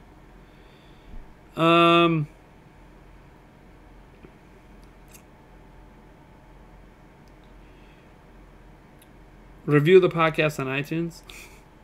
Oh yeah. So I applied for. Holy crud! Thought he went to bed. And then there's 8 more replies. I'm so confused. Anyways, so I gotta go to iTunes. I don't even think the reviews are showing up on iTunes yet. I think iTunes takes 24 hours to add them. So everyone, oh yeah, we got 20 reviews now. I applied to go to E3.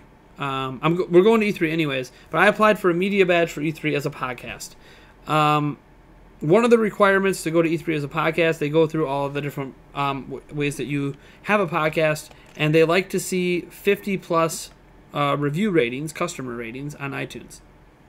So if you would like to help me get a media pass, no money commitments here. This is just helping out, helping me out get a media pass, so I get early access to the show floor, and I can bring this camera with, and my microphone equipment, and my tripods. I can bring lighting with like this if I wanted, all that stuff. I need a media pass to do all that. So all you gotta do is go to this link. It's easier if you just download iTunes on your computer, if you download it on your phone, if you happen to have an Apple phone. If you don't, then use your computer. There's a way to do it through the website. I don't remember what it is. But leave a rating, leave a review. Heck, leave some kind words if you want.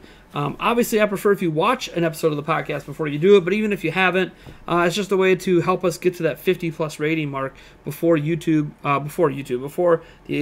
ESA reviews my application for a media badge, which they will be reviewing sometime in the next 3 days. So we got like a day or so here to try to get that up to 50 plus reviews. Even if you think it's a crappy podcast and you want to give it a 1-star review, it's still a review. So I would prefer you not do that, especially if you've never seen an episode. But a review is a review, and we need 50 of them. So I appreciate if you guys can do that. We're at 20 right now. Let's we gotta get 30 more. We're a big enough community to do that, right? Like, there's 42 people watching right now. And I guarantee probably 30 of you watching at least have not left a rating on iTunes. So you go to iTunes right now, drop a rating on that, and drop a review, and get us to that 50 threshold. It just helps us out. And if it doesn't happen, it doesn't happen, and we get rejected. We'll just buy gamer passes. It's not the end of the world. But I hate... Day one hurts a lot because media gets like 3 hours earlier access to the floor. And you get smaller lines, and it's just way better to have a media pass. All right. Let's see here. It'd be cool if Doug Bowser shows up at E3 2019. He'll be at E3 2019. Doug Bowser will be. He'll be president by then, so he'll be there. I mean, he was at E3 last year too. Do a search for videos just for today, and watch how it gives you videos from all upload dates. A search? Okay, let's try to search. Whatever. Let's just type Nintendo in the search. Oh yeah, I used to do this. Okay, so Nintendo, and then let's go today. Oh. So I have one from today, but then it's someone I'm subscribed to though. And then it's 2 days ago, then 1 year, 1 month, 1 month. That is okay. Let's go last hour. Does that still work? No. Wow. How about this week? Does this week work? This week. Oh No. No. No, this week doesn't work either. Does this month work? None of the upload date. Wow. I don't know about that. I disagree with that. I used to do that to look up some things. I don't really use YouTube as a source for things anymore, but when I used to, man, I don't like that at all. That's not a change I like. Ouch. Granted, I don't think a lot of people do that, but I used to do that when I was trying to find specific stuff. Like if I'm like, oh, is there any cool Zelda? Like when I worked at Zelda Informer, is there any cool Zelda fan videos? Like I would type The Legend of Zelda in the chat or in the search, and then I would look up by a recent upload. But as like a YouTuber now, I don't use that feature anymore. But when I worked at a traditional fan website, I did that.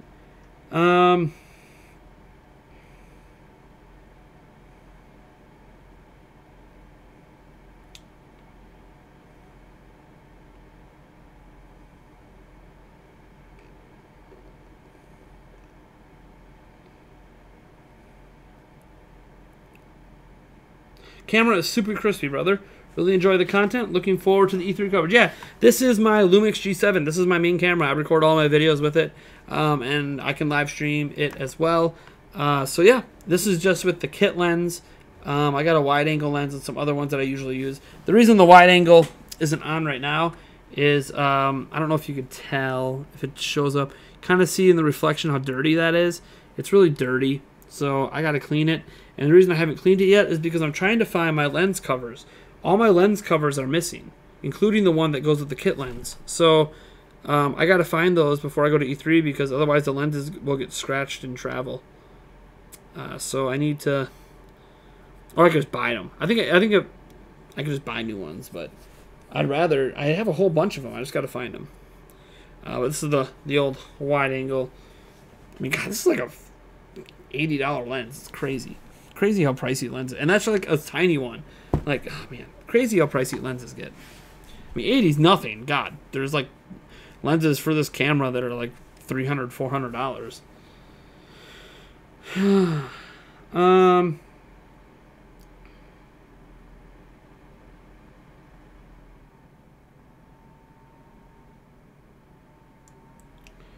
Let's see here. On mobile, it still works. On the app, does it still work on the app? Hold on. Does the search still work properly on the app? They have to update the app probably because the app works independent of the online. Let me see here. Let me just type in Nintendo. I'm on Android here, and then let me filter this. No. So filters, relevance, sort by upload date. Upload time, last hour, apply. Nope. I don't know what you're talking about. I got, the very first video I got was the Reggie Fils-Aimé Did You Know Gaming video from 2 days ago. Then 10 best free Switch games. I beat them up 5 days ago. Then a month ago, a year ago, 3 years ago, 7 months ago, one of my own videos. Hey, you know what's cool though? Now when people do it, some of my videos are showing up. In the search for Nintendo, and search for Nintendo, sort by upload date. My first video appears 1, 2, 3, 4, 6 videos down, then a blank, then I'm also video number 8.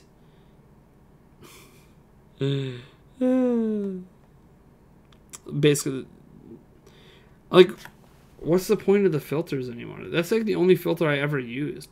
Does view count still work? Yeah, nothing by last. Does anything work? Just anytime view count. That doesn't work either. None of the filters work. I don't think any of the filters work. I just sorted by view count, right? All-time view count Nintendo videos. You can't tell me that a video with 2.1K views, a video with 5.8K, it should be anywhere next to a video with 17 million, a live stream with 8 watching. Like, I think they just broke their filters. I honestly think they just broke their filters. They didn't just break the recent filters. They just broke filters altogether. I don't think filters are working at all. I honestly think filters are not working. It's crazy. KN Nick 71223. Thank you so much for subscribing to the channel. I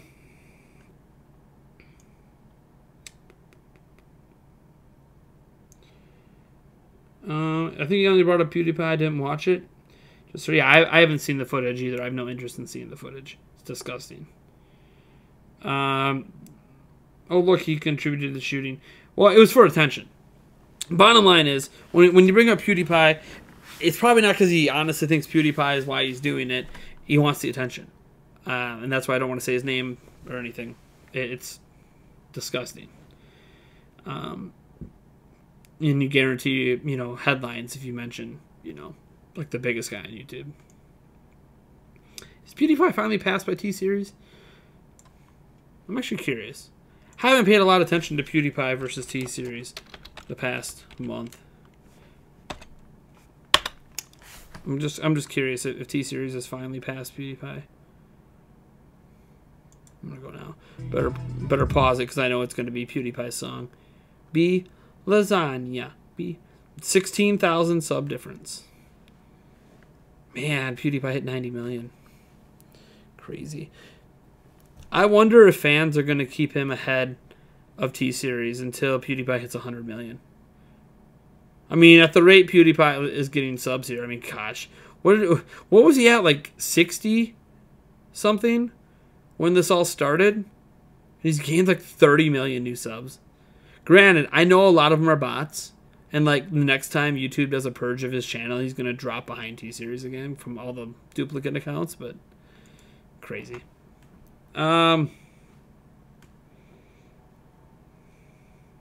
What I like, and K Boomski 17 says, what do I like an open world F-Zero game that would still have normal races, but would also have Captain Falcon getting out and having Arkham style combat to make it truly different from Mario Kart? Sure, why not? Sure. It sounds really weird, sounds funky, sounds like nothing I've ever heard of, so sure, why not? Ooh, a C&D question. Did not think we would see a C&D question. Retro Cheat says, if C&D, I don't think he likes being called C&D anymore, but anyways, obviously no one knows what you're talking about if you don't mention C&D. If C&D does not go to E3, can you film parts of E3 that people normally don't film? Maybe show a bit of the treehouse at a different angle, for example. Sometimes that appears in our vlogs. You gotta watch our vlogs. In our vlogs, we take you inside E3. So, we take you from the hotel, the drive sometimes, lunch, you know, but whatever. We also take you to the line to get in. We take you inside, show you footage of stuff inside, blah, blah, blah. So, yeah, we do stuff like that in our vlogs that we do. So, that kind of stuff just happens naturally in our vlogs, our E3 vlogs. But, yeah. I know a lot of people liked C&D's vlogs for that reason inside, like PAX, inside E3, etc. And the thing is, who knows what C&D's doing? I've heard some not too good things about what's going on with him, so I don't want to get into it. It's like his personal life, but man, things are not looking good for C&D right now, just personally. Yeah, Sabbath, I saw that video. That's why I'm like, I wouldn't count on C&D doing anything, much of anything, let me tell you. All right.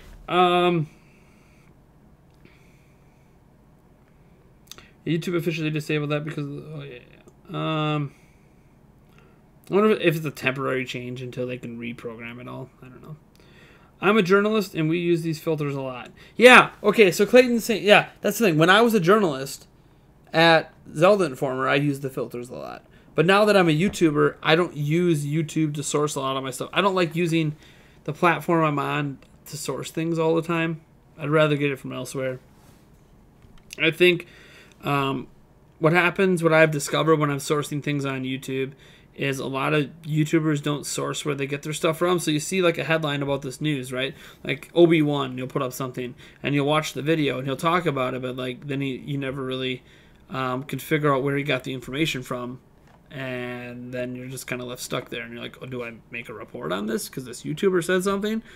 I gotta find the actual source. So like, I just don't like using YouTube because YouTubers, I don't know, YouTubers are really bad at sourcing things. What, in terms of finding really cool fan content, it's awesome. But also, I guess it also depends on what you're using YouTube for, right? Like, I don't know what kind of journalism you're into, so there's probably some things that YouTube's great for certain fields in journalism. Yes, he's burned out. Maybe he'll get a little E3 spark, even though the odds are low. It's what's going on with C&D is much bigger than just a burnout. Man, there's videos out there on it if you want to actually look it up. There's some videos from people who are actual friends with him that, like, he's in a dark place. It's got nothing. I don't think it has anything to do with YouTube or burnout at this point. He needs help. And until he can admit to himself he needs help, nothing's going to change.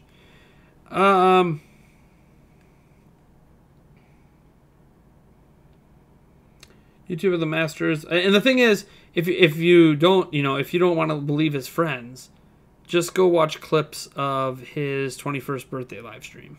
And you'll quickly see, like, yeah, like, nothing against what he was doing at the end of that stream.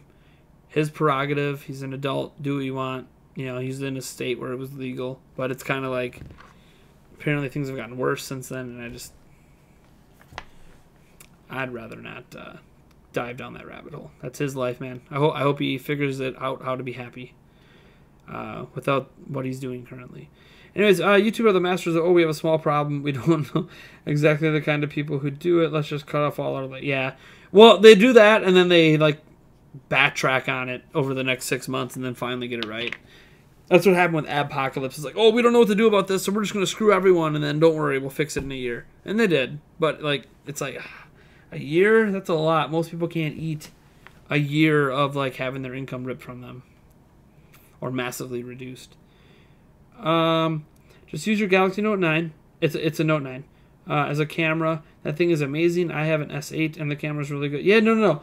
If we can't bring our camera in, like last year, a lot of our footage on the show floor was with the Samsung Galaxy S9.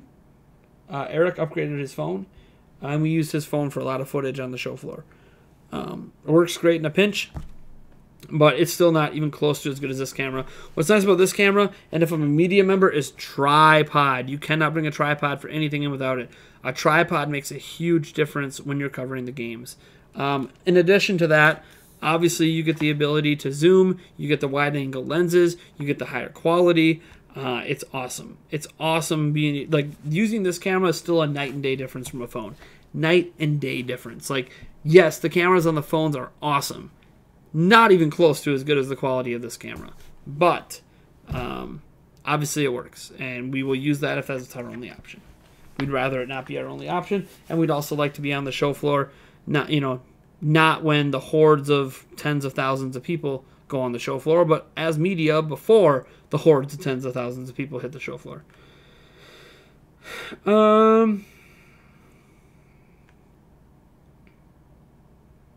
I'm secretly working for YouTube.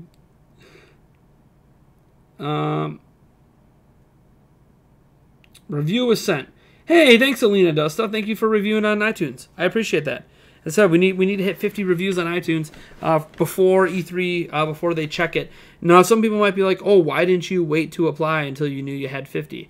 The window for applications is only open for so long, and then I don't want to have to pay an even higher price for the Gamer Pass later if I have to, so I wanted to apply for E3 as soon as I can, which is now. I already delayed it. I should have been applying like a month ago, so I applied now, so then if I do get rejected, I have time to get Gamer Pass at a slightly cheaper price than what they're going to charge in a month. So, yeah, that's kind of why I did what I did. Plus, they're limiting the amount of Gamer Passes there are, so you don't want to end up in a situation where you get rejected for E3, and then you go to buy a Gamer Pass and they're sold out. That's another thing, too. There's a limited amount of Gamer Passes. So I had to apply ASAP rather than risk going there and not actually being able to go there. Although you probably could still go, but then we'd have to buy the $1,000 VIP passes. And, oh, my God, $2,000 on just VIP passes? Oh, man. Bright side, I guess you get breakfast and lunch every day. Oh. Anyways. Fans have been keeping him ahead.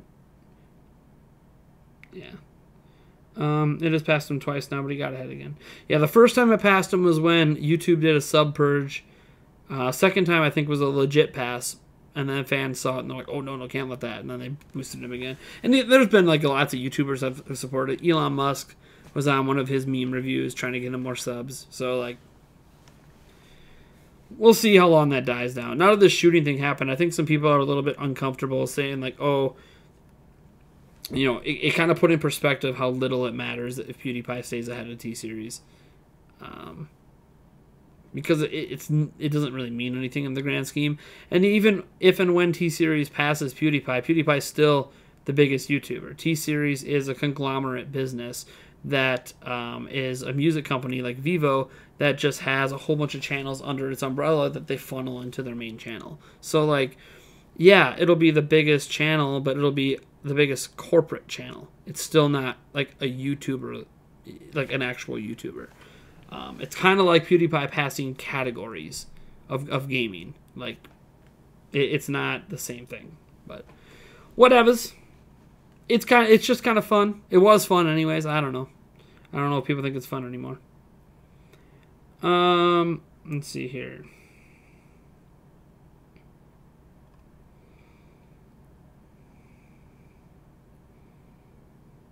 That's why Pew's only has 500 subs ahead.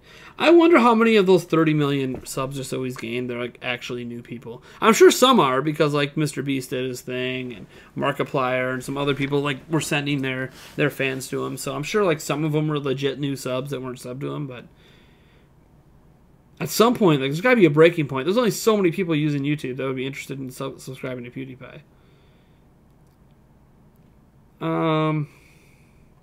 I should do something about my anxiety. I mean, you should. Go get some help.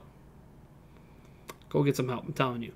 Anxiety, even if you don't have depression, like, anxiety is a killer, man. You need to get some help. I'm not going to tell you what kind of help you need, because I don't know you, but you need to try to get some help somewhere.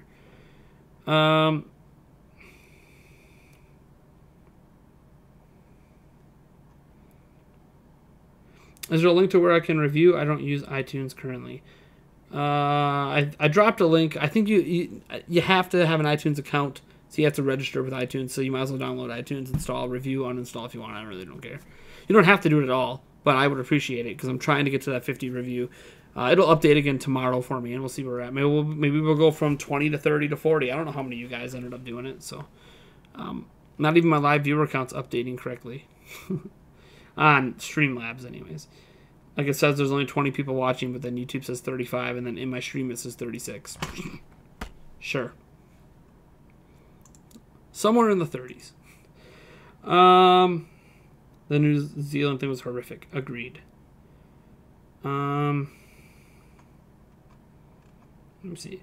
Most of us are fighting till 100 million. Then a lot of us are going to let T-Series pass. I hear this message a lot, and I agree. We'll be unsubbing from him for my alts and only keep one sub.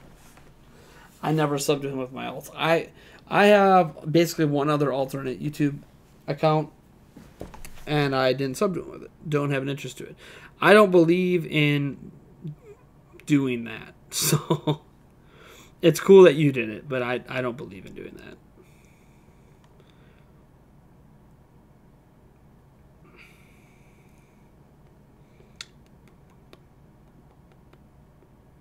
Yeah, an Apple and yeah, as Alina said, yeah, an Apple ID iTunes account is necessary. Yeah, so Prime hates PewDiePie. I don't hate PewDiePie.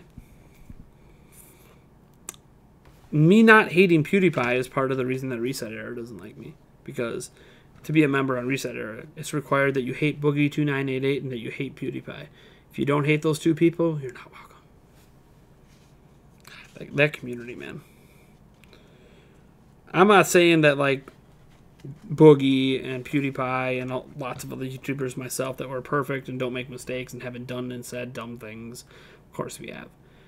Made mistakes and who we might have linked down in our channel descriptions and like whatever. I don't know. I don't want to get political here, so a lot of it's political related. Let's sub to you and PewDiePie. There was someone who suggested the best way to grow my channel is to just go road instead of road to 100K for Nintendo Prime, do road to 100 million for PewDiePie, and then just do a constant PewDiePie versus T-Series stream. Because all the channels that did like those PewDiePie versus T-Series streams went from like 5,000 subs to like 300K, and when the whole PewDiePie versus T-Series thing is done, now they have an audience to like make videos too. It's pretty crazy. It's kind of brilliant, to be fair. Like, I think they benefited the most. Like, it's brilliant. I don't like people that are so opinionated and force their opinion on other people. Like, everyone has their opinions. Everyone's opinionated. But I agree that, like, people disagreeing with your opinion doesn't mean that you should just, like, toss them out, right? That's kind of Reset Error's thing. It's like, if you disagree, like, I think one of the things that got me permanently banned was something I disagreed about Ninja. You know, the Fortnite streamer guy, Tyler Blevins. I disagreed something about because they have this big stance that he's a POS for a couple things he said, but primarily because he won't stream with women because he didn't want to be associated with people who would basically be a pig about it. Well, I wish, you know, I personally wish he would try to change the standards and try to change that toxicity. Reality is, it's not on him to make people be better people. His responsibility is to himself. He is a self-made person who is very successful and has a responsibility to absolutely nobody but himself and his family. And if he thinks he would rather worry about his family and himself rather than worrying about trying to be a leader in creating change and toxicity in gaming, then okay. Like, I think you should respect that choice even if you wish you would do it differently. And because I have that stance, shoo, they hate you. I hate that. I hate that, like, you can't just have different opinions. Like, there are people I vehemently will debate with in comment sections and even on stream that I disagree with. But you won't see me go ahead and click a button and say, nope, you're gone. Like, I'm not going to kick someone out of my community because they disagree with me. Like, that's dumb. It's okay to disagree. But that's just not the way people are, you know?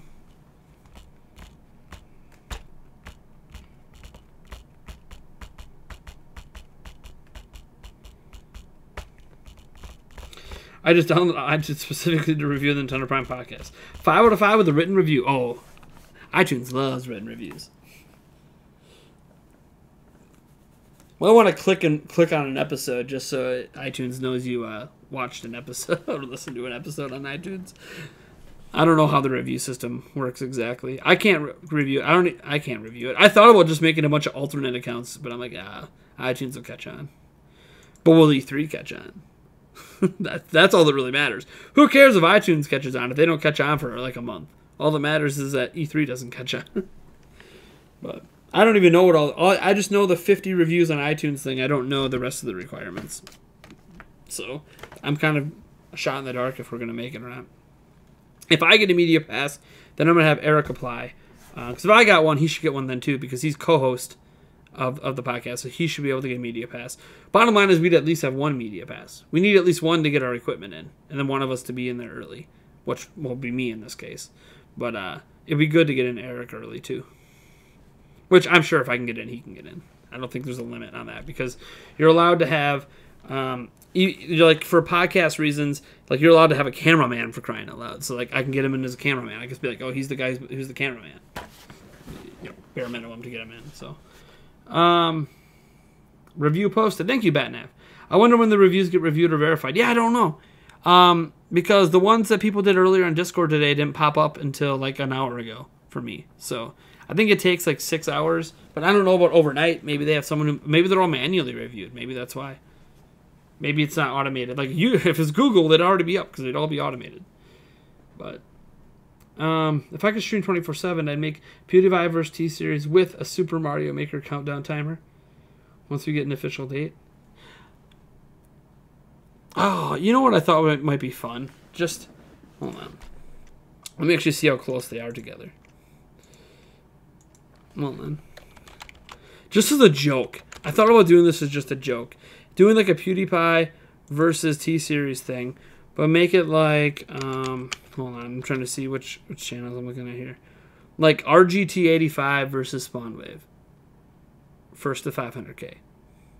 First to 1 million, or whatever. And just do the exact same thing, just as a joke. Just as a joke. Just to see what happens. I don't even know how to set those streams up, but it can't be that difficult. You're obviously using external websites that are doing the tracking and all that stuff, but Nintendo of America versus PlayStation. If I remember right, PlayStation doesn't actually have that many subs. Like, they have millions, but it's not. Yeah, 8.2 million. Nintendo has... Oh, they have more than Nintendo. It's the other way around. Nintendo only has 5. PlayStation has 8.2. I thought it was the opposite, but yeah, that's a pretty big difference. Nintendo versus PlayStation stock. Then should I put Nintendo Prime stock and have it flatline at a negative value? And then every time a new sub happens, like the Nintendo Prime stock that's down in the little corner that nobody cares about but me, just gets like a little blip before it just nosedives again. Like, it gets a little blip and then it dives down deeper into the negative and then flatlines again. Wolf Den versus Beat 'em Ups. Yeah, I think those... Where is Wolf Den? I'm pretty sure Wolf Den is a decent distance behind him. Yeah. So Wolf Den's at 330, and Beat 'em Ups, I think, is 200K ahead of him. I think Wolf Den versus Spawnwave would be. I think they're within 60K of each other. So, yeah, I think Wolf Den versus Spawnwave would make a lot more sense. I thought about doing it just as a joke. Just as a joke. I don't know why. I don't know what music. It would probably just be Nintendo music. I don't know. I don't know what music it would be, but...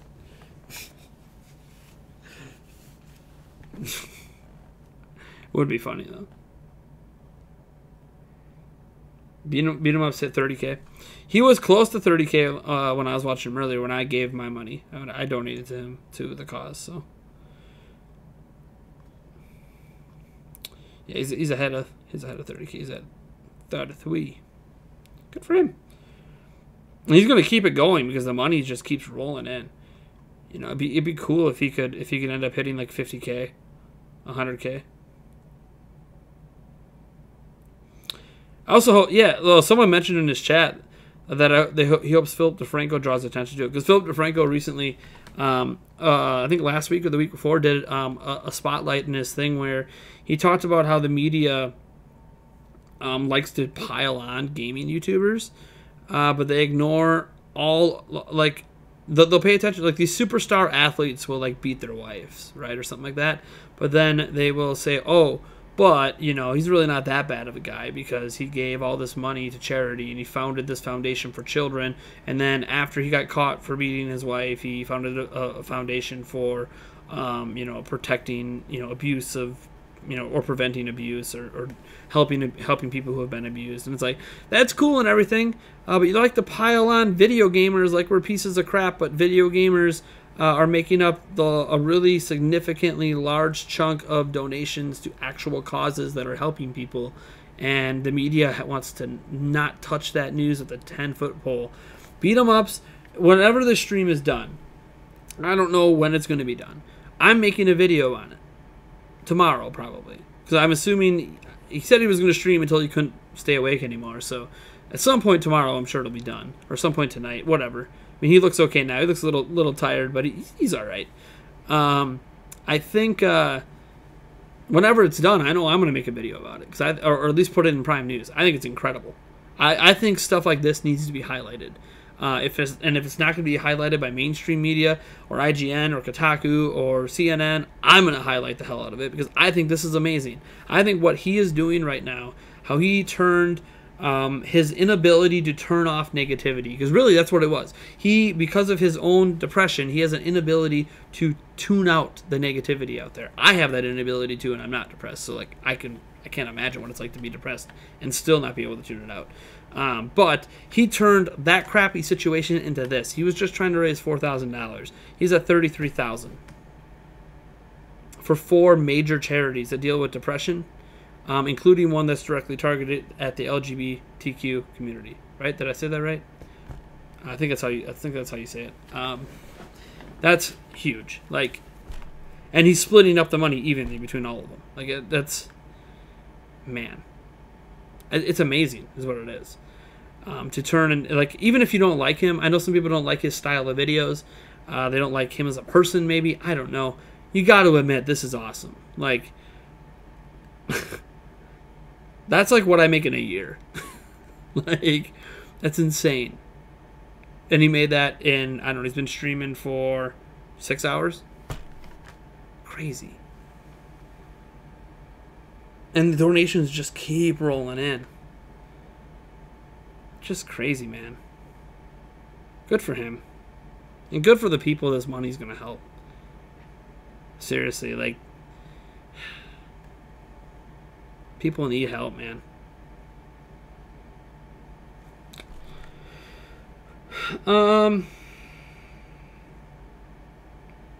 Nintendo Prime versus Joy-Con Nation?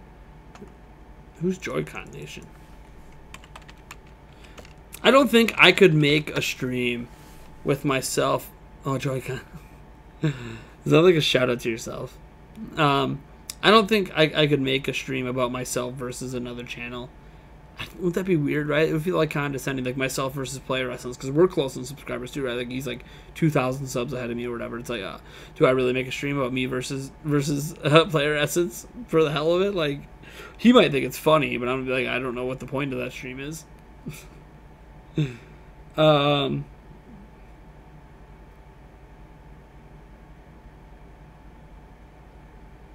I always heard that Wolf Den and Beat 'em Ups are separate people. They look so similar. Dude, that long hair throws you off.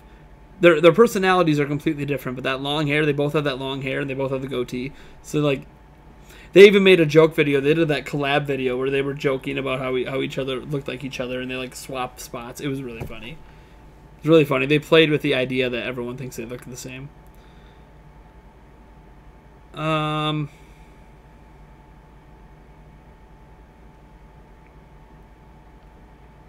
So is this the Q since G means the same thing? What? YouTube drama if you versus... Yeah, people would say I'm dramatic if I do. Oh, I better do me versus Game Explain. Who's going to get the first to get the diamond, platinum, whatever. Get the 10 million. First to 10 million subs, Game Explain versus Nintendo Prime. Like...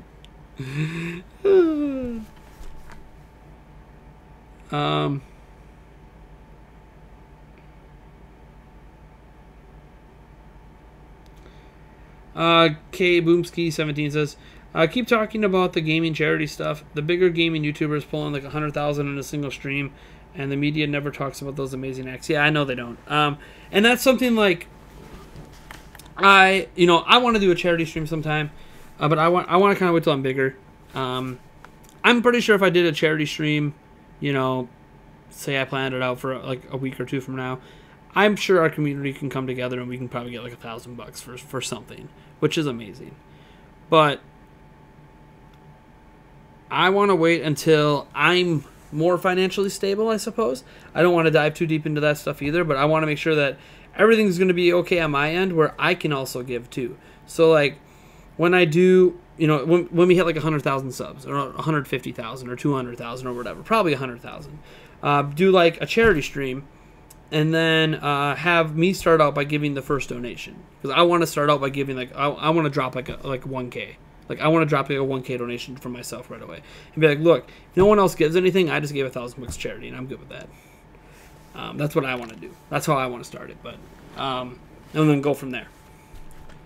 So when I'm bigger, I want to do it too. But yeah, I do want to cover. I don't want to make my entire channel just about covering those charity streams, because there's a lot of them. But at least the channels I follow, like beat 'em ups that I pay attention to a lot, I do want to highlight and bring attention to that positivity that happens in the gaming community. I think there's so much negativity that happens that it's good to bring up a positive thing that came out of negativity. And man, That's a lot of money. That's going to help a lot of people. So I'm beyond thrilled. Good evening from PDP in morning to those in the, I don't know what PDT is. Pacific Standard Time, Pacific Daytime. Can I use my $100 Patreon tier? Can I use my $100 Patreon tier for you to give a PewDiePie shout out vid? Oh my, I'm not making a video. No. Here's why, Robert Smith. Here's why. I will explain to you right now why I know you want to use that your Patreon tier to shout something out. I won't allow it to be a PewDiePie shout out video or a shout out in the PewDiePie or like about PewDiePie to say something to PewDiePie, because PewDiePie himself is supporting him, not supporting him, shouting him out, not shouting him out, is itself a politically charged thing to do.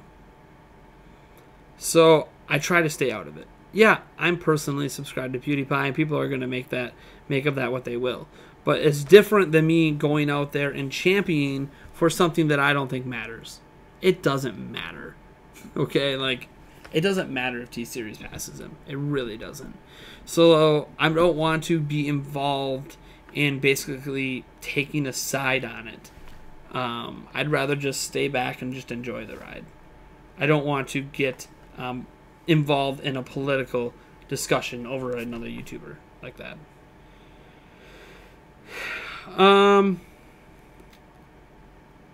Good morning from Ohio. You need to give him $1,000. That's not it. The BitBlock is here. Yeah, dude, the BitBlock stops in sometimes for my late night streams. Josh Thomas over there has probably a bad habit. I don't know if he thinks it's a bad habit, but you seem to have a bad habit, Josh, of staying up till like 2 a.m. Like, so many of your videos come out like, man, it's like 1:30 in the morning. It's like 2:30 in the morning. I don't know what I'm going to sound like. It's like, I get it. You're working hard, man.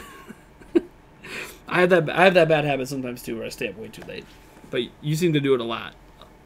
You know, before I became a father, I think I used to stay up way too late all the time too. So, I mean, it's even late for me now. It's almost midnight. I'm usually up till midnight, but then I'm quickly asleep after midnight. It's 4 a.m. Let's talk about the Pikmin 4 and how it isn't out yet. Right? I swear, like every video of yours I watch, like, oh man, it's like 3:30 in the morning. I'm like, why are you making a video now? Go to sleep. Make it when you wake up. One of my top 5 Nintendo franchises. God, I've been asked that question before, Anthony.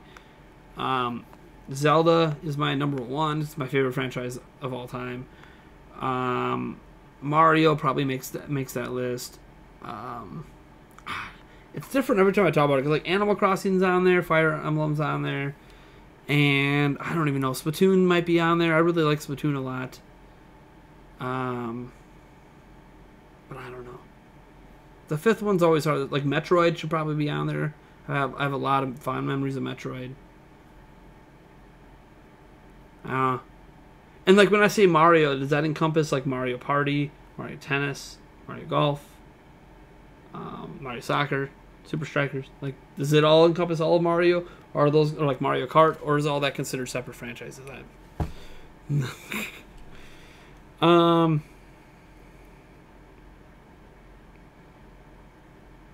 Do we have any small creators in the chat that want a Nintendo Prime shoutout? Sure, we do. The BitBlock, he wants a Nintendo Prime shoutout, right? Yeah, only a channel that's, what is he, 150K bigger than my channel? It's alright. It's all just numbers. We all start somewhere, right? But he shouts me out for free. What's your main advice for new parents?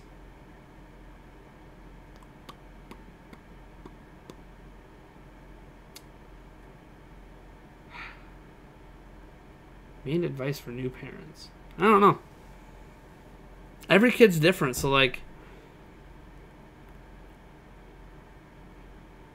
be prepared for your child to not be exactly what you expect. You might want it to be a child that sleeps through the night, and they don't. You might want it to be, or you might expect for it to be a child that is going to have a lot of sleeping issues, and they do. Or they might be, you know, like there's like, it's tough because every kid's different. Like you're never really like you always think you're prepared, but you're not really prepared. That's the way it is when you have kids. Like there's not really advice to give for that, in my opinion. It's more so try to be ready for any possible outcome. You don't know what kind of kid you're going to have until you have the kid, and once you have the kid, you still aren't going to know because it's going to grow up and it's going to evolve and it's going to change, and you're going to try to help shape its mind and shape the kind of person that child becomes. But everyone's different. I have 3 children. All 3 of my kids are completely different from each other. They're all 3 completely different individual children with individual needs and individual wants and individual desires out of life. So it's tough, and that's tough when you have 3 kids that are that different. But you know, that's the thing. Like there really isn't any advice to give. It's just, I don't know. I'm not good at giving parenting advice. Vaccines cause adults. Don't get started on Chibi Robo. There's a reason I didn't say Chibi Robo. So I'm like, can I really say Chibi Robo after what they did to that franchise? Like, at least Mario Tennis is still Mario Tennis. Even if it can be a lot better. It's still, like, the core mechanics are still there that it's really good.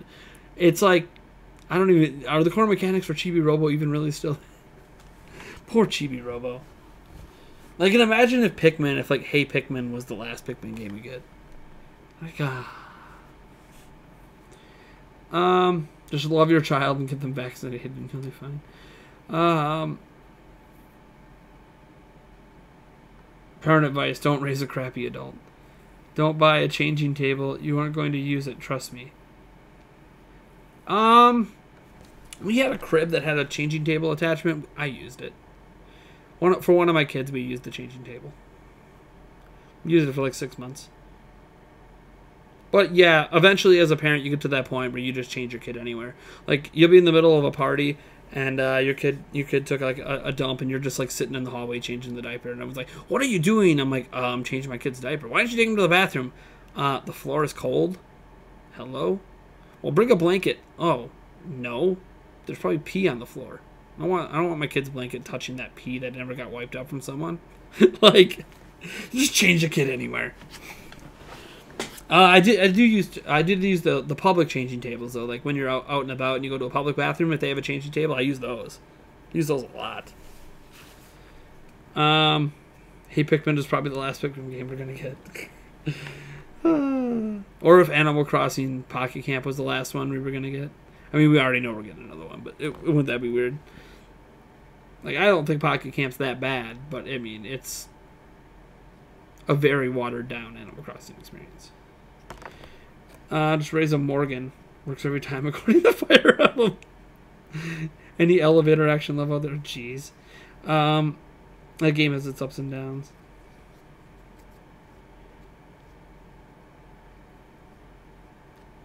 Prime, you're adult. Why are you wearing diapers? When I turned 30, I think Eric actually bought me an adult diaper when I turned 30. That was kind of funny. As a joke gift. It's like, really, I'm 30. Like, you're acting like I'm 50 or 60 or 80. Like, really? A diaper at age 30? Oh, man. It's okay. He's got the big 3-0 coming up. Just you wait, Eric. Just you wait. I can't wait for my fiance to turn 30. She's 28. When she hits 30, ooh, she is not going to be happy with me. She'll probably just laugh. I'm good at making her laugh.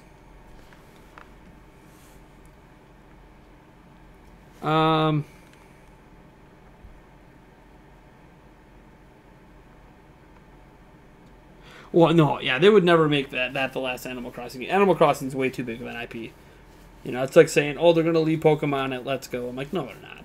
The game sells way too much. Of course they're doing more. All right, I think it's going to be it. We've been streaming for a couple hours. It's about to hit midnight. I am getting tired. My kids will be up in like 6 or 7 hours, so I should get some good sleep there. Take care of that. Get ready for my videos for tomorrow. I don't know. I mean, Prime News will be landing tomorrow at 5. If I have another video that lands tomorrow before that, it'll be at 1 o'clock. I have a new schedule now. Prime News comes out Monday through Friday at 5 p.m. Podcast comes out Mondays at 10 a.m. Any other videos that might come out are either going to come out at 1 p.m. or 9 p.m. So basically that surrounds, kind of a similar time distance from when Prime News lands. That could be a news video, could be a discussion video, etc. That's just going to be the upload schedule Monday through Friday. Weekends, however, are going to stay completely random. So Prime Answers might come, might not come.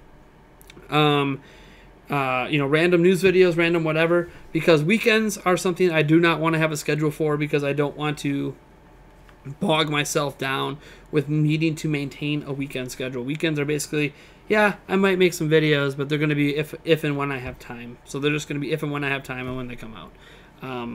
But Monday through Friday, I'm going to try to make a consistent schedule of 2 to 3 videos a day, and keep it at that. Obviously, there'll be times when that's different, like during E3. When I'm at E3, there's going to be a bunch of uploads every single day, with like an hour between. So that's just the way it's going to be for E3,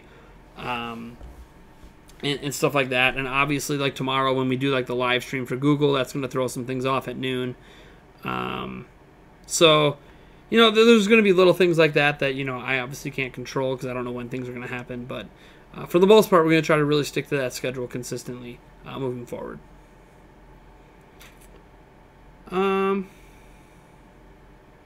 Subscribe to T-Series. Oh man! All right, thank you guys for tuning in. I'll probably send this little stream live at some point in the morning. I don't know. We'll see. It's going to take all night for the process. So, thanks for tuning in. Catch you guys later. Peace out.